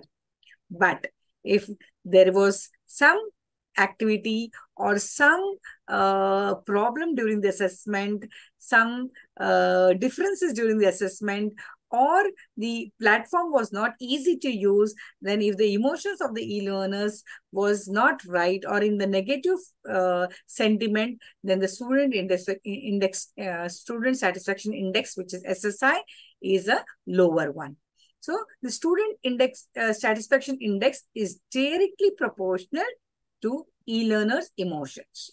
And what are the attributes which contribute to this? The course contents, how it is designed, the activities conducted during the class. Did it engage the students? What is the engagement and the concentration of the student in the class? The e-learning platform, assessment, teaching pedagogy, and knowledge and skills acquired. This course was taught on MS Teams, and the activities were also conducted in MS Teams. So the interesting part of this course, when it was conducted through MS Teams, was that we could form the groups, we could assign them different rooms, and every time for an ice-breaking session, a different room could be assigned, and then they got to know each other. So they felt as if they are in the class. And the first year students had joined this course completely online. Their admission was online. So they had not, they were not in a position during the pandemic to meet each other. But this platform served right to see that they're emotionally strong during the course and during the critical time of the pandemic. So student satisfaction index can be defined as the index that reflects a holistic e-learner's emotion measured by capturing the attributes contributing to the student's engagement during the course. So typically the SSI is calculated as sum of each identified attribute divided by the total number of attributes. We followed the IDEO design thinking process, in which the first step is to frame a question, gather inspiration from that question, do brainstorming, and through brainstorming generate ideas, make tangible ideas possible, test either by prototyping or by simulating, and then share the success story. And this was all possible in the online mode. So the process which we followed was, in the first few classes, we taught them what is the first step, that is empathy. And what is the difference between an empathy and what is the difference between a sympathy? So empathizing was asked, the simple activity was just go and observe any family member in the house, what are they doing, and note down their activities. So most of the students observed their mother in the house and how was she taking care of her kitchen and what were the pain points during her entire cooking process or any other activity in the house she was completing. So the feel. So, and then we moved on to the next level, that once you have empathized in your family, because you're inside the house, you can take it to a different domain and mind map that particular domain. So the domain could be healthcare, agriculture, it could be transportation, or anything which they feel around them, they find and identify it as a broad domain. Then sit and observe the activities happening in that domain and identify one activity which you feel can be replaced or redefined or you can do it in a different way, or you can offer a solution. Maybe it's not a problem. It could be a simple solution, like opening the lid of the oil can. It could also be a problem for any female in the house, but that particular was identified as a problem by a student, and he thought that there should be a solution. So thinking process was simulated in these MS Teams through the students in different rooms. They kept asking questions to each other by doing brainstorming and conceptualizing the idea. They were asked to write reflection report for every activity conducted inside the online class and suggest a solution for that particular activity through the reflection, and apply all the concepts and the activities what they studied inside the class and prepare a final digital portfolio. So all this was digitally prepared by having a website or making a PPT presentation in which every activity, how they performed, was covered inside the course in the classroom, and communicate to the person with whom you have empathized, or the user-centric design. At the heart of this entire thinking process, we had the user and the planet. So it was either user-centric design or planet-centric design. We followed the AEIOU framework.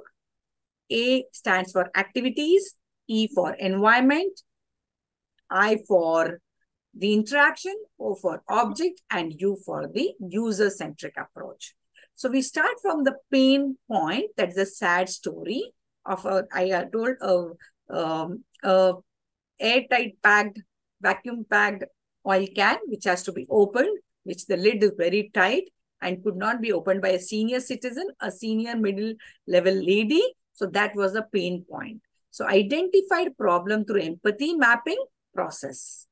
And then going through this AEIOU process, we come to the final solution offered by that particular group, and then they present their happy story. So the activities is the domain. They had the domain was considered as one of the group took the domain as a kitchen. And in the kitchen, they observed all the activities done by different people walking inside the kitchen. It could be a mother, father, or their siblings walking inside the kitchen. Also, one of the students observed the online classes as a domain and noted down activities, that how there is a distraction in the online class. So domain could be, domain was chosen by this group of team of students who had come together into that particular project. So activity, after noting down the activities, they had to just pinpoint one activity for which they could offer a solution. Then the environment. So is that particular activity when they're doing, what have they mapped it with the sustainable development goal? Is it planet-centric approach? Okay, so environment around the identified problem. Interaction with all the stakeholders who are involved around that activity in the environment. So interaction with all the stakeholders through the surveys, through the telephonic talks, gathering the information was done in an interaction phase. Then if they offered a technical solution, then the components, tools, and technologies which are required to offer that particular solutions were presented by the students through the Tinkercad. And finally, the user-centric approach, that is the mind mapping of this entire design thinking process. So this was the framework which was followed in the online class. Navigating the students through the design learning curve, these were the activities which were conducted in the class. That was mind map of the domain, activities and careful observation of societal relevant domain, maybe it's agriculture, healthcare, education, a smart city. So different domains were identified by the students. Identified pain point from the above exercise, brainstorming in the breakout rooms. Storytelling was one very important activity where the students developed the characters around their identified problems, wrote a short story and enacted it into the online mode. Then journey mapping. So journey mapping of that particular identified character, his storytelling. So how was he before, how it has, what were the problems and how did he put forth the problems. All the journey mapping was presented by students. Then sketching was one of the very important activity. Mapping with the user-centric design, planet-centric design, evaluating the proposed solution and the final digital portfolio. This was a word cloud activity, which was done in Mentimeter.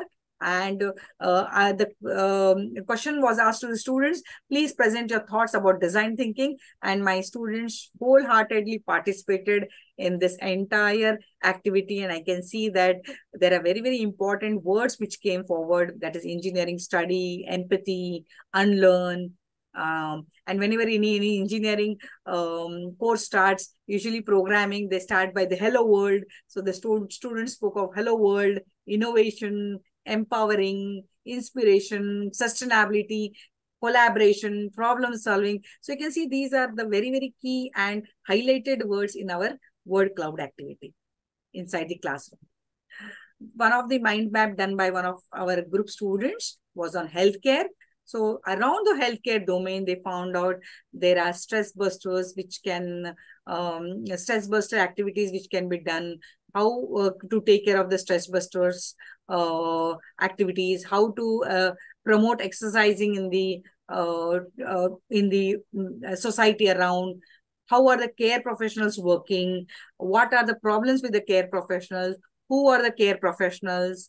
Then they thought of, can I even have under healthcare rest and leisure, which can be defined under this particular eating right, family and exercise. So the healthcare domain, this was the mind map prepared by the students. There's one more interesting sketch done by one of the group on agriculture.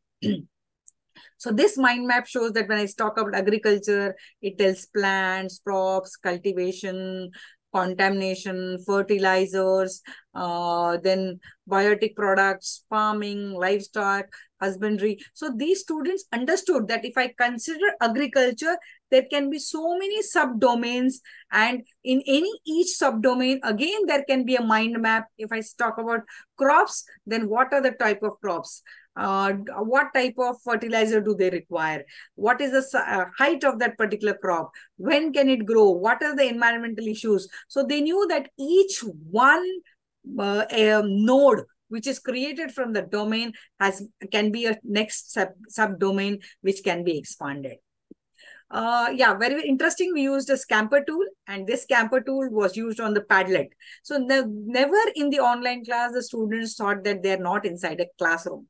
So if I show this one project which was taken by the students and the Scamper activity, they discussed in the Padlet, and we can see that now the students who are participating are Vaishnavi, Piyush, Yash, Anirudh. Yeah, and these are the 4 members who were there inside the group, and they were discussing and giving their suggestions on how this Scamper can be utilized for their project. So you can see that when I say in Scamper, rearrange, modify, adapt, combine, what can be eliminated. So if you see what can be eliminated, we can see that the fertilizers can be eliminated. Instead of that, we can use green manure, cow dung, which can be your green fertilizers. What can they substitute? They can substitute with organic farming, hydroponics, and aquaponics. So they sketched it out as an IoT automatic-based plant watering system. And they thought of completing this project by an Arduino kit, and they identified what sensors will be required, how to collect this data, how the data logging can be done, and how the instructions can be given to the water pump to release the water to the required amount to the plant based on the temperature, moisture, humidity in the soil, and the requirement of that particular plant or the crop. So this was a sketch done by students. And it was actually simulated in Tinkercad. And this was one of the activity that any proposed solution has to be evaluated and tested on the different available softwares. Every activity done and every project and domain chosen by the students had to be mapped to one of the sustainable goals. And the sustainable goals, one of the sustainable goal which this group of my students adopted was the quality education. So in the quality education, that's the sustainable development goal 4. So it was compulsory for every student to consider a domain and complete the design thinking process from empathy, ideate, brainstorm to propose a solution by mapping it to one of the sustainable goals. And to the quality education, this particular team identified that when the learning happens in e-learning mode or in online mode, the classes are more attentive if it is fun-filled, if it is full of activity, and it is driven by collaborative activities. So that increases their concentration level, more productivity, less distractions, and healthy interactive sessions. So this was the outcome of this particular activities which were taken in the class and mapped for the quality education. After this entire course, I conducted through the Google form, I conducted a survey, and this survey had few questions which were taken for the students to find out what were their emotions during the e-learning and did they enjoy that e-learning, synchronous e-learning, because it was not asynchronous. There were no video recorded lectures. Every class was conducted by me in the pandemic in the online mode. So I asked them, was the online teaching learning process in the DT course, was it interesting? Were you super excited? Was it satisfactory? How was your attention span? Were you challenged during the online class activity? What is the knowledge gain? So these are the figures which give me the percentage of that particular attribute. So if I say, what was the knowledge gain during the online class? The percentage of the student attribute is 88.9% students enjoyed and actually told that, yes, they have gained knowledge in this class. Motivation level during the class, and I'll tell you if I see this graph which I plotted, it was filled with full of excitement and enthusiasm. The questions asked were the goal and objective of the course were achieved, and 136 responses what I received, yes, 98.5% students agreed that the objective, goals and outcomes for the course what were defined in the start were achieved. The course content met their expectations. These are the attributes of the e-learner's emotions to check the satisfaction index of the student. The content sequence, how was it planned? And 90.7% of the students agreed that the content sequence was well planned and they could relate to the sequencing of the course. Did the course expose you to the new knowledge and skills? Yes, 90% for the students agreed to this. Overall teaching learning process, use of the teaching aids, student-centric teaching learning methods. Yes, 88.9% of the students agreed that the problem-solving methodologies and the teaching pedagogy, what was used during the overall learning was quite interesting, and the 88.9% students agreed to it. The course material handed out was adequate. Percentage of course coverage in the syllabus, students told yes, it is 89%. And the interesting part of this is that the overall experience with assessment and evaluation was 94.4% of the students mapped to this attribute and agreed that it was an interesting experience in the assessment and evaluation. So from all these attributes, the SSI was calculated, which is the student satisfaction index, which is equal to sum of each identified attribute, whichever I discussed before, and divided by the total number of attributes. And I get the figure as the student satisfaction index of the e-learners was 88.4%. We did both qualitative as well as quantitative analysis. I showed till now how was the quantitative analysis done for judging the e-learners' emotions and then correlating with the student satisfaction index. These are some of the comments in these comment reviews which I asked the students to write about what they express your thoughts about the design thinking course, experiential learning course, which was completely conducted in the online, and I found very interesting, very interesting feedbacks and the comments from the students. And I could like to pick up some of them.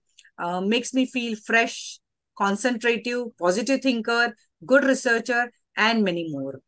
The outlook of the surrounding changed, also developed our thinking, and also make many more new things learned. Can't count it in the words.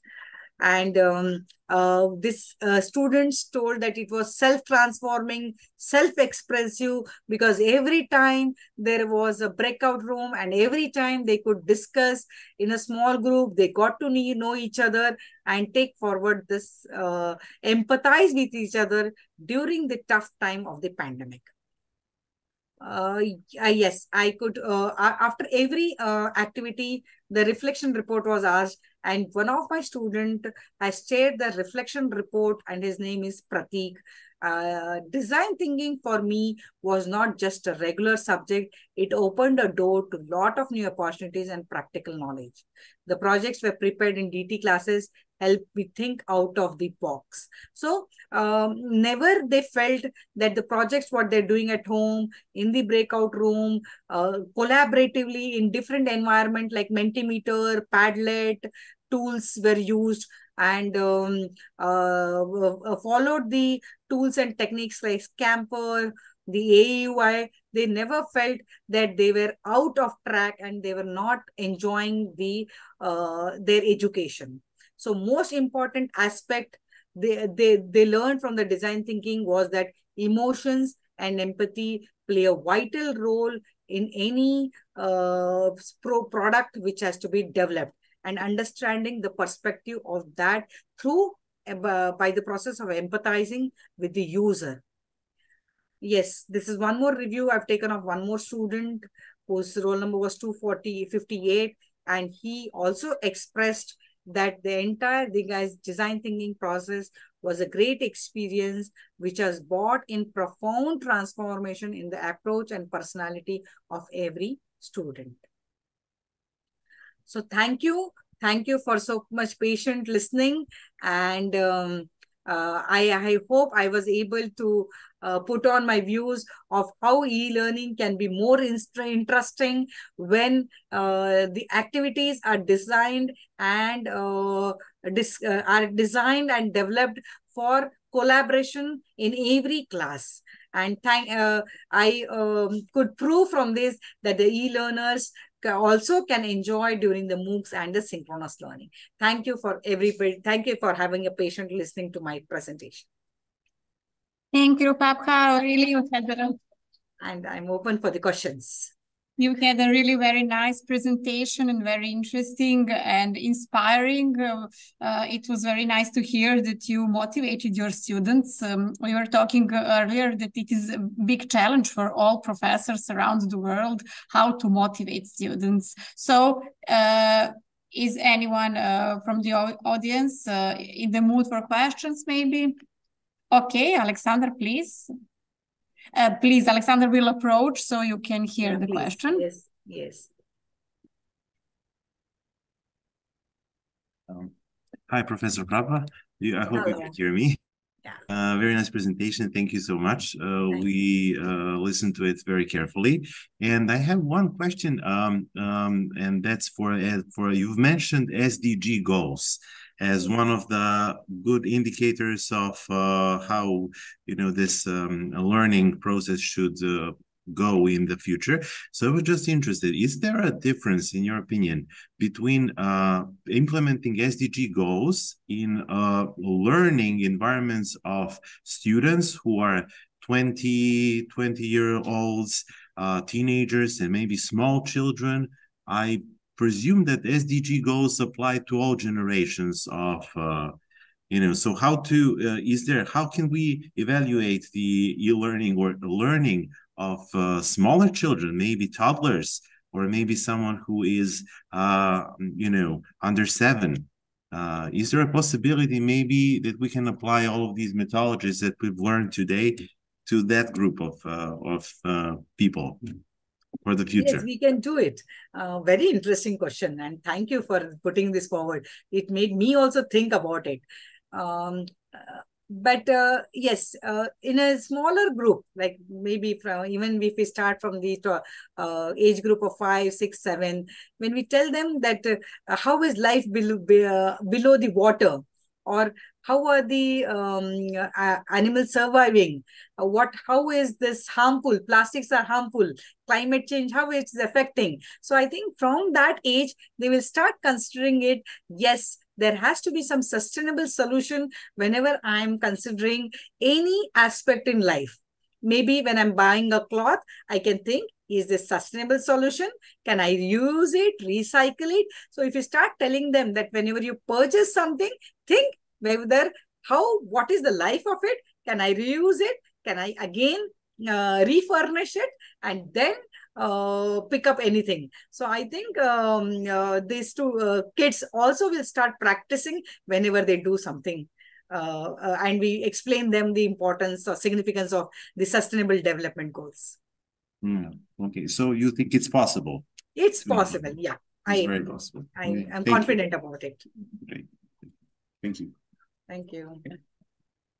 Okay, if there is no further questions, I will thank you again for your lovely presentation, and we will continue with the conference. Okay. Yeah, thank you so much for giving me this opportunity to come online and be with you, all of you.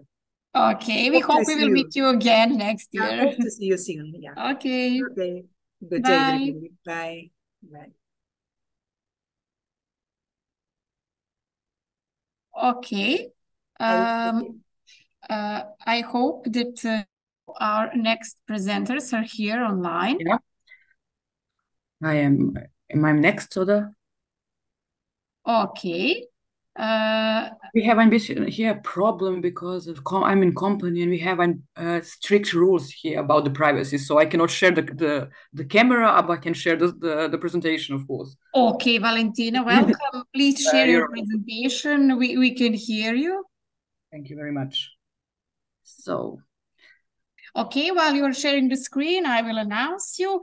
We now have presentation of the paper Implementing ChatGPT in Moodle for Unchanged E-Learning Systems with authors Valentina Paunovic, Sedat Tsiar, and Marko Tanic from Faculty of Information Technology, Belgrade, Metropolitan University, Serbia, Schleipen SC Expert Software Engineer in Germany, and Points AG Senior Software Engineer, Serbia. So, Valentina, the floor is yours, and you can now present your paper. Hello, my name is Valentina Paunovic, and today I'm presenting to you from the Plautian Cold region of Northern Westphalia in Germany. Together with my colleagues and friends Sedat Tsiar and Marko Tanic, we wrote a paper with the title Implementing ChatGPT in Moodle for Enhanced E-Learning Systems. At the beginning, we will introduce the ChatGPT, an artificial intelligence tool designed for natural language processing. We will explore ChatGPT potential impact on e-learning and education, highlighting the various use cases of ChatGPT. Furthermore, the paper will provide practical examples of AI technology application and integration steps. Our primary focus will be on OpenAI Chatblock Moodle ChatGPT plugin and enhancement and integration of a newly modified plugin. We will also attempt to predict both the positive and negative influence of ChatGPT on learning, students, and tutors. I noticed that there is some papers at this conference that have focused on ChatGPT as a research area. So let me briefly define ChatGPT. ChatGPT is a natural language processing tool powered by AI technology, enabling human-like conversation. This language model is capable to answering questions and assisting with various tasks, such as composing emails, essays, coding, and more. ChatGPT, short for Generative Pre-trained Transformer, is an AI model developed by OpenAI, harnessing the power of deep learning and neural networks to generate human-like content. The combination of Moodle with ChatGPT has potential to enhance learning, offering more effective knowledge delivery and higher satisfaction among learners and professors. This research aims to present a systematic approach for integrating ChatGPT into Moodle with the goal of improving interactivity, engagement, and learning outcomes for both students and educators. Benefits of using ChatGPT in Moodle can include personalized learning, instant feedback, providing real-time support for a prompt classification explanation, also 24/7 access, and making support available all time, engaging interactions, creating more human-like engagement to make more motivation for students. Also, natural language comprehension, you can understand the various user queries effectively. Also, a lot of languages. There is also adaptive learning, offering customized learning path based on student-based and preferences. We saw that ChatGPT have a lot of benefits, but there is also some challenges. For example, data privacy and security, or the ethnic AI usage. We must be sure that AI-generated content also is into the ethical guidelines. Accurate durability, we must be sure that in some complex subjects, we can have the trustworthy information on the customization and fine-tuning. Adapting ChatGPT to meet specific education needs by fine-tuning the model. Also, user acceptance can be problematic sometimes.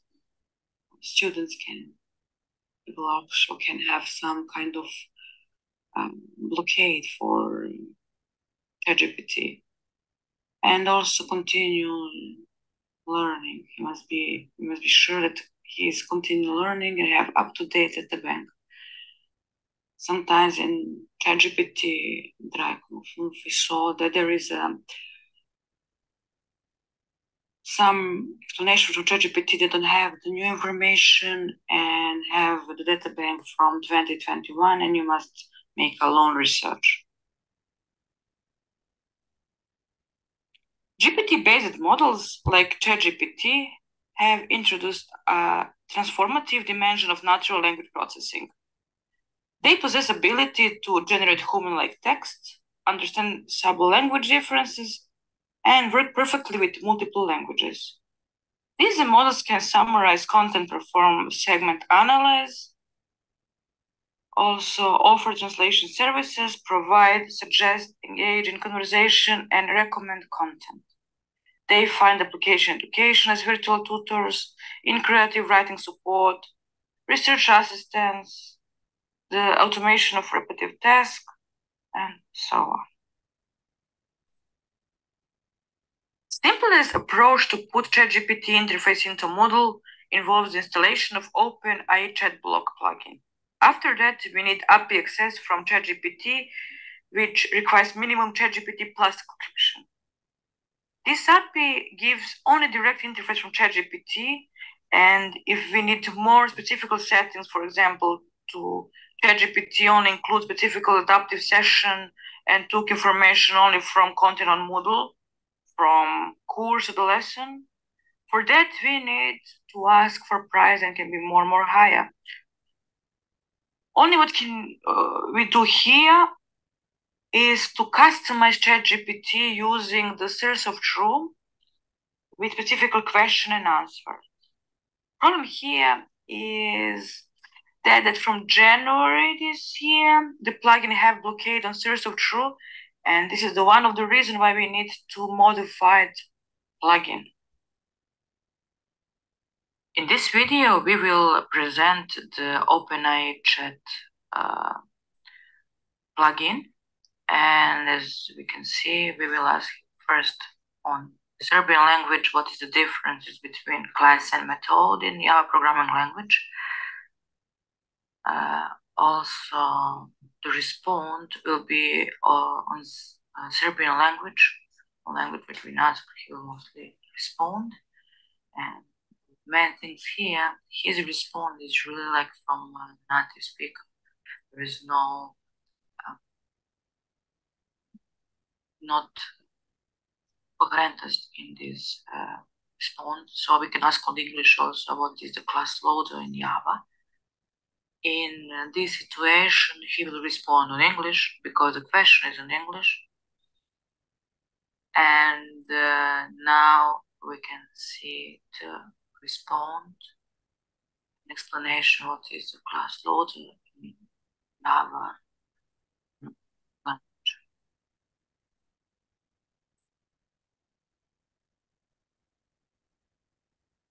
Also true in Open ChatGPT represents a very important component and particularly valuable within educational context. While the AI possesses impressive default capabilities, there is some tendency for it to provide incorrect information rather than decline that he don't know the response for the question. So the problem here with Moodle plugin that from January this year actually doesn't work at this part, doesn't work. So this is the reason why we implement that.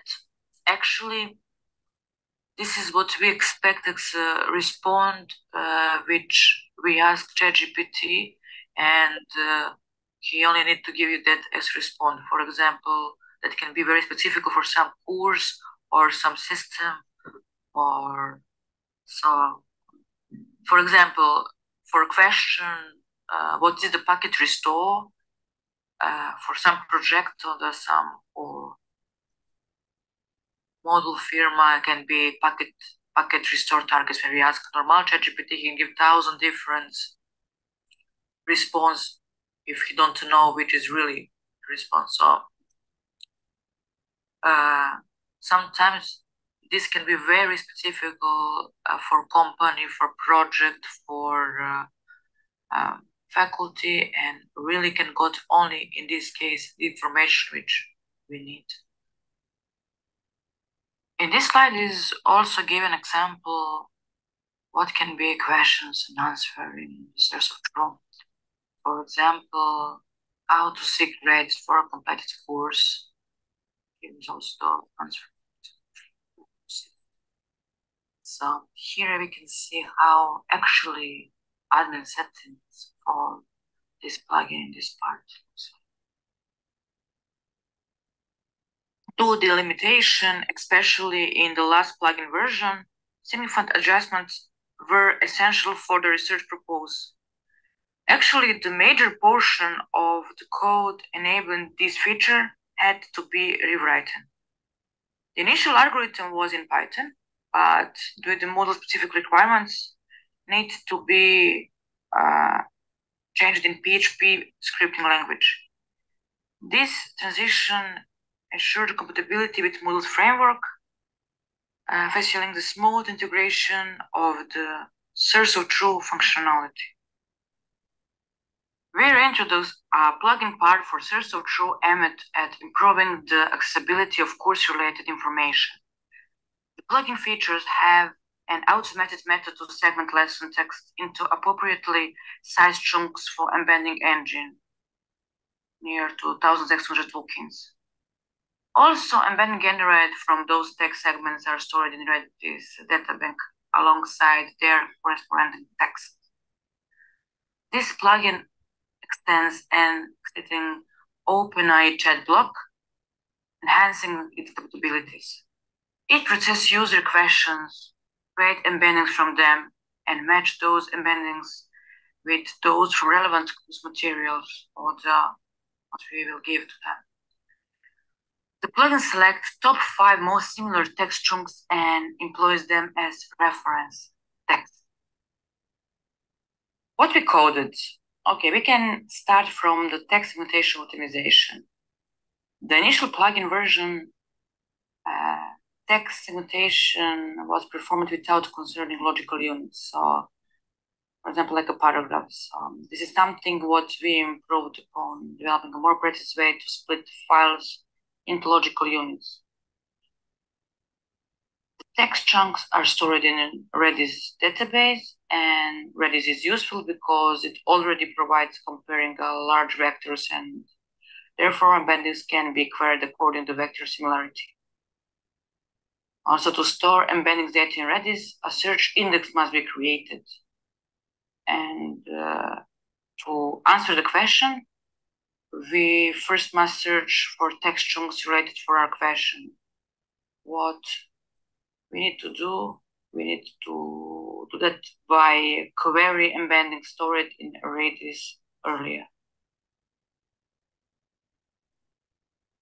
Because of not so much time, here we can see only, for example, the code implementation for splitting text in chunks for embedding generation. Also, there are the creating Redis search indexes.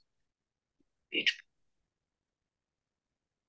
So we are now on modified source implementation. I will give now one of different type of using source true. For example, the ChatGPT is used as a helper for cheating in homeworks. So yes, we can think how to make different type of homeworks and learn students to solve problems with using everything like ChatGPT or the Google or whatever. But let's see this type of using source true. For example, we can define homework assessment as a questions. For example, a homework assessment was defined as follows: create a class named Recycle, provide methods for calculating the parameter area, and so on and so on. And for example, as a response, it is indicated that ensuring about the question is not allowed. For example, ChatGPT can recognize the text, and even if it's slightly modified, and give a response to student that this is not allowed. So here is given a response from ChatGPT after asking from student to solve the normal homework task. The body of previous research demonstrated growing interest in ChatGPT and proposed to transform your learning experience. As we delve into the specific integration ChatGPT into Moodle, it is important to build on those insights and contribute the collective understanding of how AI-driven technologies can enhance education in the digital age. In conclusion, our development efforts had led on the creation of Source of Truth, the feature which was absent in the previous version of plugin. Our plan is to continue working on Enter Moodle with the goals of providing valuable support for both students and educators with Moodle platform. However, it is essential to have good testing, especially with student involvement, to see the functionality in the real world. Given the relativity of nature of this topic, we need testing for a few months to identify potential challenges and areas of improvement.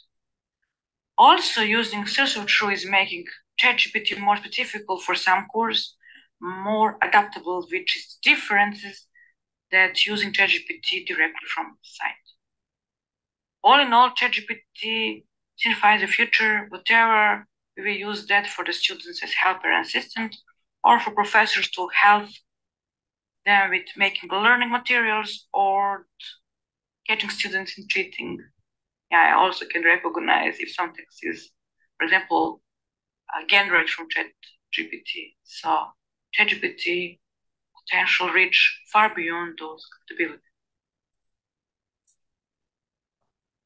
For the end, here is one joke about Tom and Jerry. And Tom was the first guy which lose his job because of artificial intelligence. So there is some questions. Okay, thank you, Valentina, for your presentation. Just a second. Okay. I would like to ask the audience if there is some question maybe for Valentina. Okay, no questions so far. Okay, maybe I have one question. What do you think in the future, how we will use ChatGPT in the educational purposes? Is that will be trend, something ordinary and something common that we got used to it, or maybe this ChatGPT hype will will decrease in the future? I think that in future ChatGPT have a very good potential to be used normal, using everywhere, not only in education. And for me, I think that can be the new Googling, using ChatGPT in normal way. We are often using that for when we need some help in coding. It can be very good in scripting coding, and also can be very thankful for students to have very fast response and very good helper. So for me, I think that is the future, and everything from education to firms must be adapted on that and be up to date and try to adapt whole education system on that, so students can very easy learn to how to use it better and better. And sometimes will not be easy not only to catch, for example, we can go on two paths: to catch students in using ChatGPT, or to give them permission to use ChatGPT to solving problems and give them more better and more problems which looks like in firma. So in every firma you can every hand to use whatever you want and whatever help you want. So I think it will be too much included everywhere. Also, we are starting using Copilot for parallel programming, so that can be also used in faculty. Parallel with Visual Studio, we always have open Copilot, and they help, and that helps you to better describe or to show you what can be and where is the sometimes problem help in that. So yeah, I think that's the future and will be included everywhere. Okay, thank you, Valentina. The time will show that I suppose you're totally right that ChatGPT will be part of our lives. Thank you very much again. I would like to invite now Srđan as our last lecturer on this conference to join us. I hope that Srđan can hear us. Can you? Yeah, I can hear very well. I'm following the conference in the last 2 hours. I want to say that the quality of the conference is really on the level I expected and above. I am coming from the business, from the company side. Otherwise, I'm the lecturer on the University of Kragujevac. However, this presentation and the topic of this this paper is related how to measure the impact of e-learning education in companies on the company's bottom line. I will open my presentation. Okay, while you are opening, I will just announce you officially while you're sharing the screen. We are now have our last paper for today and for the conference. Paper is titled "And Chasing Organizational Success, Metrics-Driven Employee Development in Software Companies." Authors of the paper are Srđan Atanasijević, Monika Zahar, Tatjana Atanasijević, and Aleksandar Mišković from University of Kragujevac and Academy of Professional Studies, Šumadije, Serbia. I'm now, I will leave the floor to Srđan, and you can now present your paper to us. So, welcome. Thank you. let's say, sorry. Okay. In the more than 10 years, we are using Moodle as an e-learning platform, both on academy, meaning university, and in the company as a tool to improve the skills and competence of our employees. In the last 3-4 years, we start one program, first in Comtrade, now in Andava, to measure how to identify the appropriate metrics, following them, and based on that to suit most, let's say, affordable, most beneficial process to constantly improve the first the process, and then the values obtained from the metrics, and use them to construct several KPIs who will be present on our delivery management dashboard to monitor how the improvement of the skill sets and the competence of our engineers influence on the bottom line, and vice versa, meaning when from the business side we got some requests for new skills, for new knowledge, like in previous presentation, to understand better how to adopt artificial intelligence, in this case specifically how to integrate through API on ChatGPT and some other tools, what kind of trainings we need to establish, or maybe to improve existing one to got the better business performance. Okay, and this on this slide in abstract you can let's say read what I mentioned, discuss. We are now from the company side, because I'm mostly in the company, 20% on university and 80% in the company. From company side, we need to understand first the process, how to select the right metrics and improve them. And one of the slides and one of the chapters of the paper was focused on that. And then, of course, to identify the appropriate metrics to be used for calculation KPIs, and I will show you on the last slide. Okay, the research questions we are following on this paper are, of course, 3 of them are, let's say, traditional one, how to assess engineers' skills, experience, and qualification, measuring the gap between the engineer's knowledge and the readiness for the role. Readiness is defined in the companies. We have something named grades or maturity levels. Readiness are the ability to, let's say, fast utilize time to deliver software component to the client. The research question number 2 are focused on how to determine the specific training needs, and regularly updating training materials and align with the industry demands I mentioned before, and emerging technologies like ChatGPT, etc. Third one are how to evaluate the effectiveness of engineers' education through measuring various business metrics. Business metrics, meaning not how many engineers pass the training, rather how the trainings whole influence on the bottom line, meaning the profitability, effectiveness, efficiency, etc. of the company.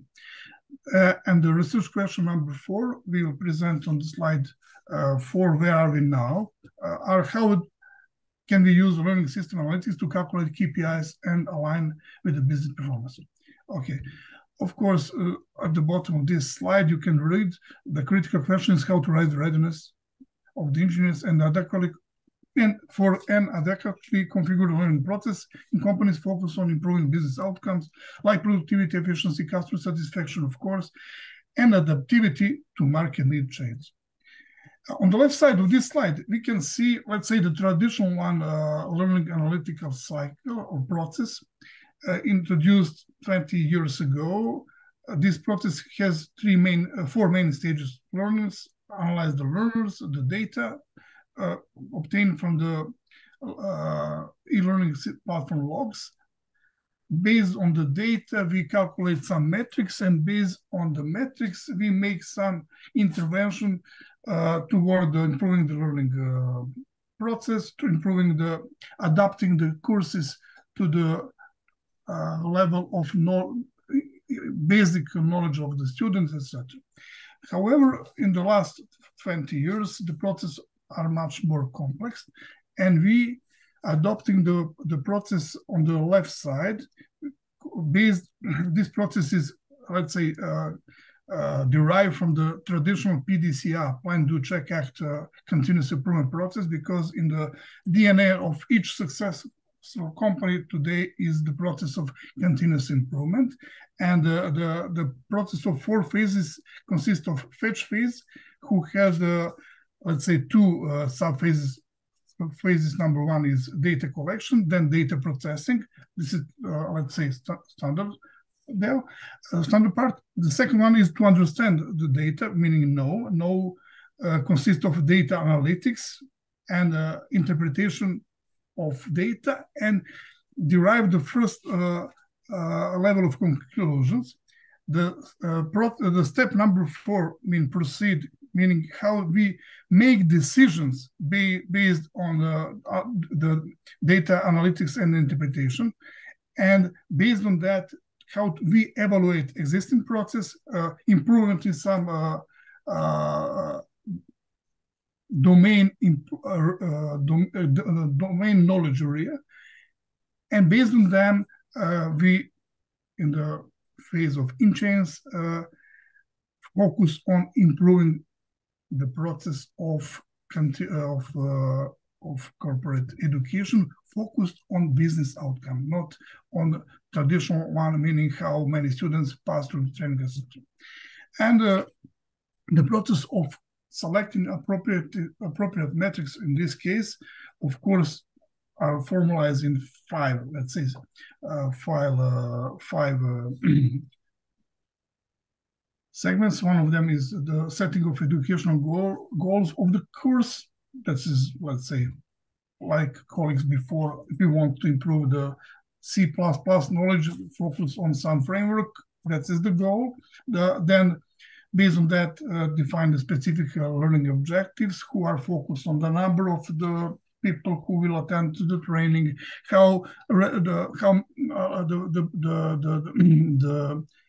effectiveness of the training, then focusing on the type of data available. That is closely related to the 4, meaning different e-learning systems have different, let's say, the data sets and ability to approach. Mainly, we really use Moodle because the system is widely accepted. However, we use some other systems based on different platforms because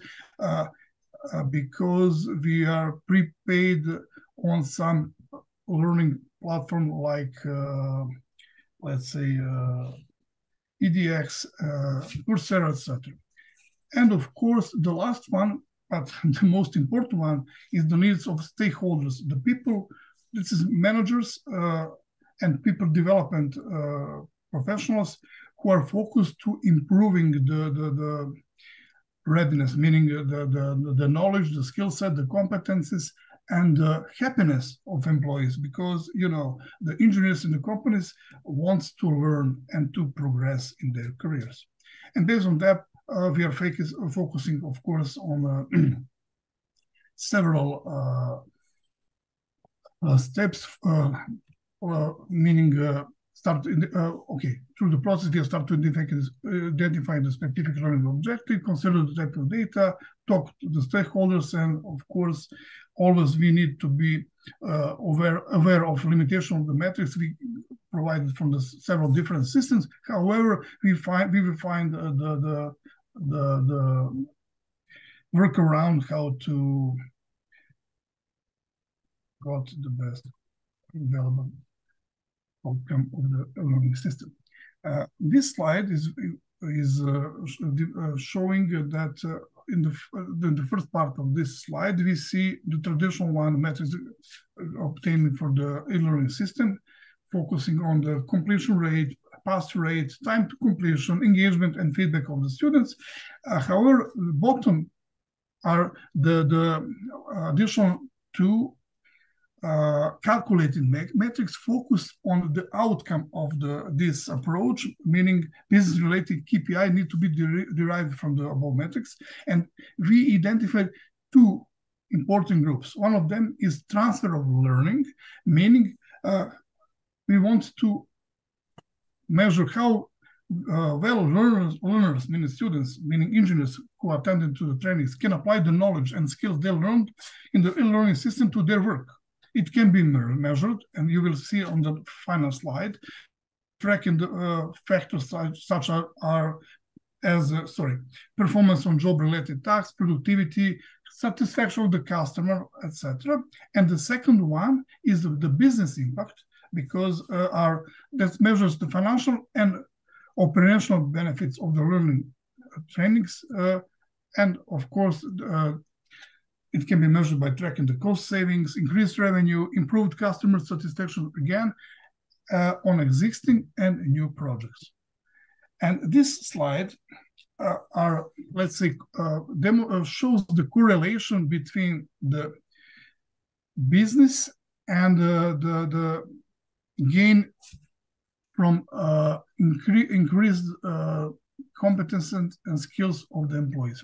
The balance scorecard is one of the well-adopted methodologies in measuring and presenting the success of the modern companies. The methodology approach evolved in early 90s by the Kaplan and the guys from the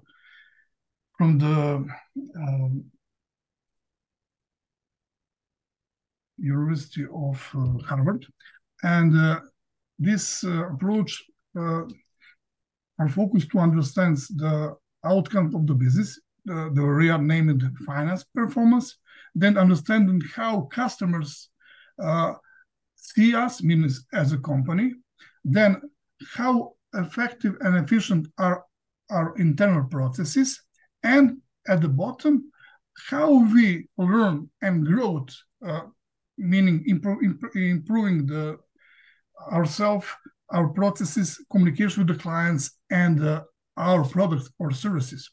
And this, let's say, four perspectives are correlated with some of the metrics. In the middle of this slide, this table are the metrics related to the business: sales revenue, profit margin, revenue per employee. And in this column are the metrics from the e-learning system who are correlated with the business metrics. Let's say from the sales revenue, meaning how much money we earn on a yearly basis, of course, need to be and is really increased or decreased regarding to the employee, rising the employee skill sets and competencies, because the readiness of engineers increase the productivity. Productivity means we produce from the same time, we can deliver more. That's it.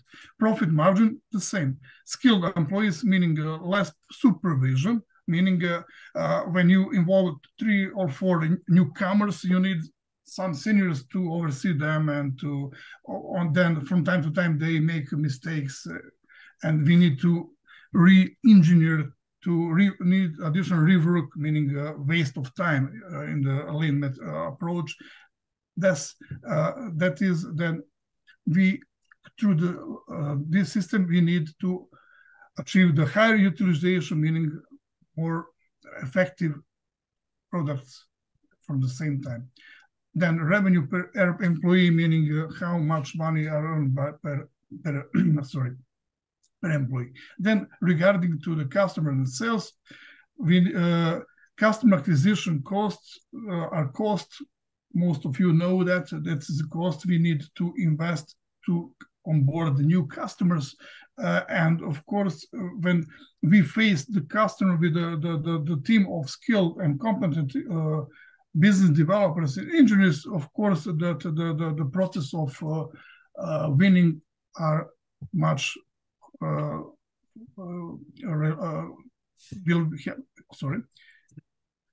Then customer retention rate, the same thing with the existing customer. That if customers are happy with our competence and engineering knowledge and etc., will stay with us. Then they will measure the competition with our readiness. The same is regarding to the customers' satisfaction, time to market, etc. Internal processes are focused on our core processes in software engineering and delivery, like efficiency of project managers, utilization of the engineers, our ability to step in some new areas like artificial intelligence, blockchain, etc. And the last one, perspective, are focused on engineers, but meaning how our employees are happy. That is directly correlated with the fluctuation rate, with the training employee, their satisfaction, etc.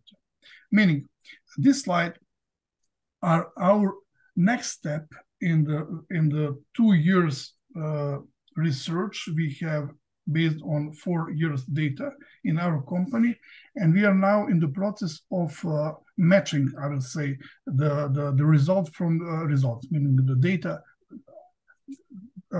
obtained from the e-learning analytical systems and business data, and with the final goal to understand how improving the knowledge and skills influence on the business outcome. That's in a nutshell the main purpose of this conference paper. Let's say preliminary review of our work. In the next period, we will publish several papers regarding to each technique and overall methodology. That's it.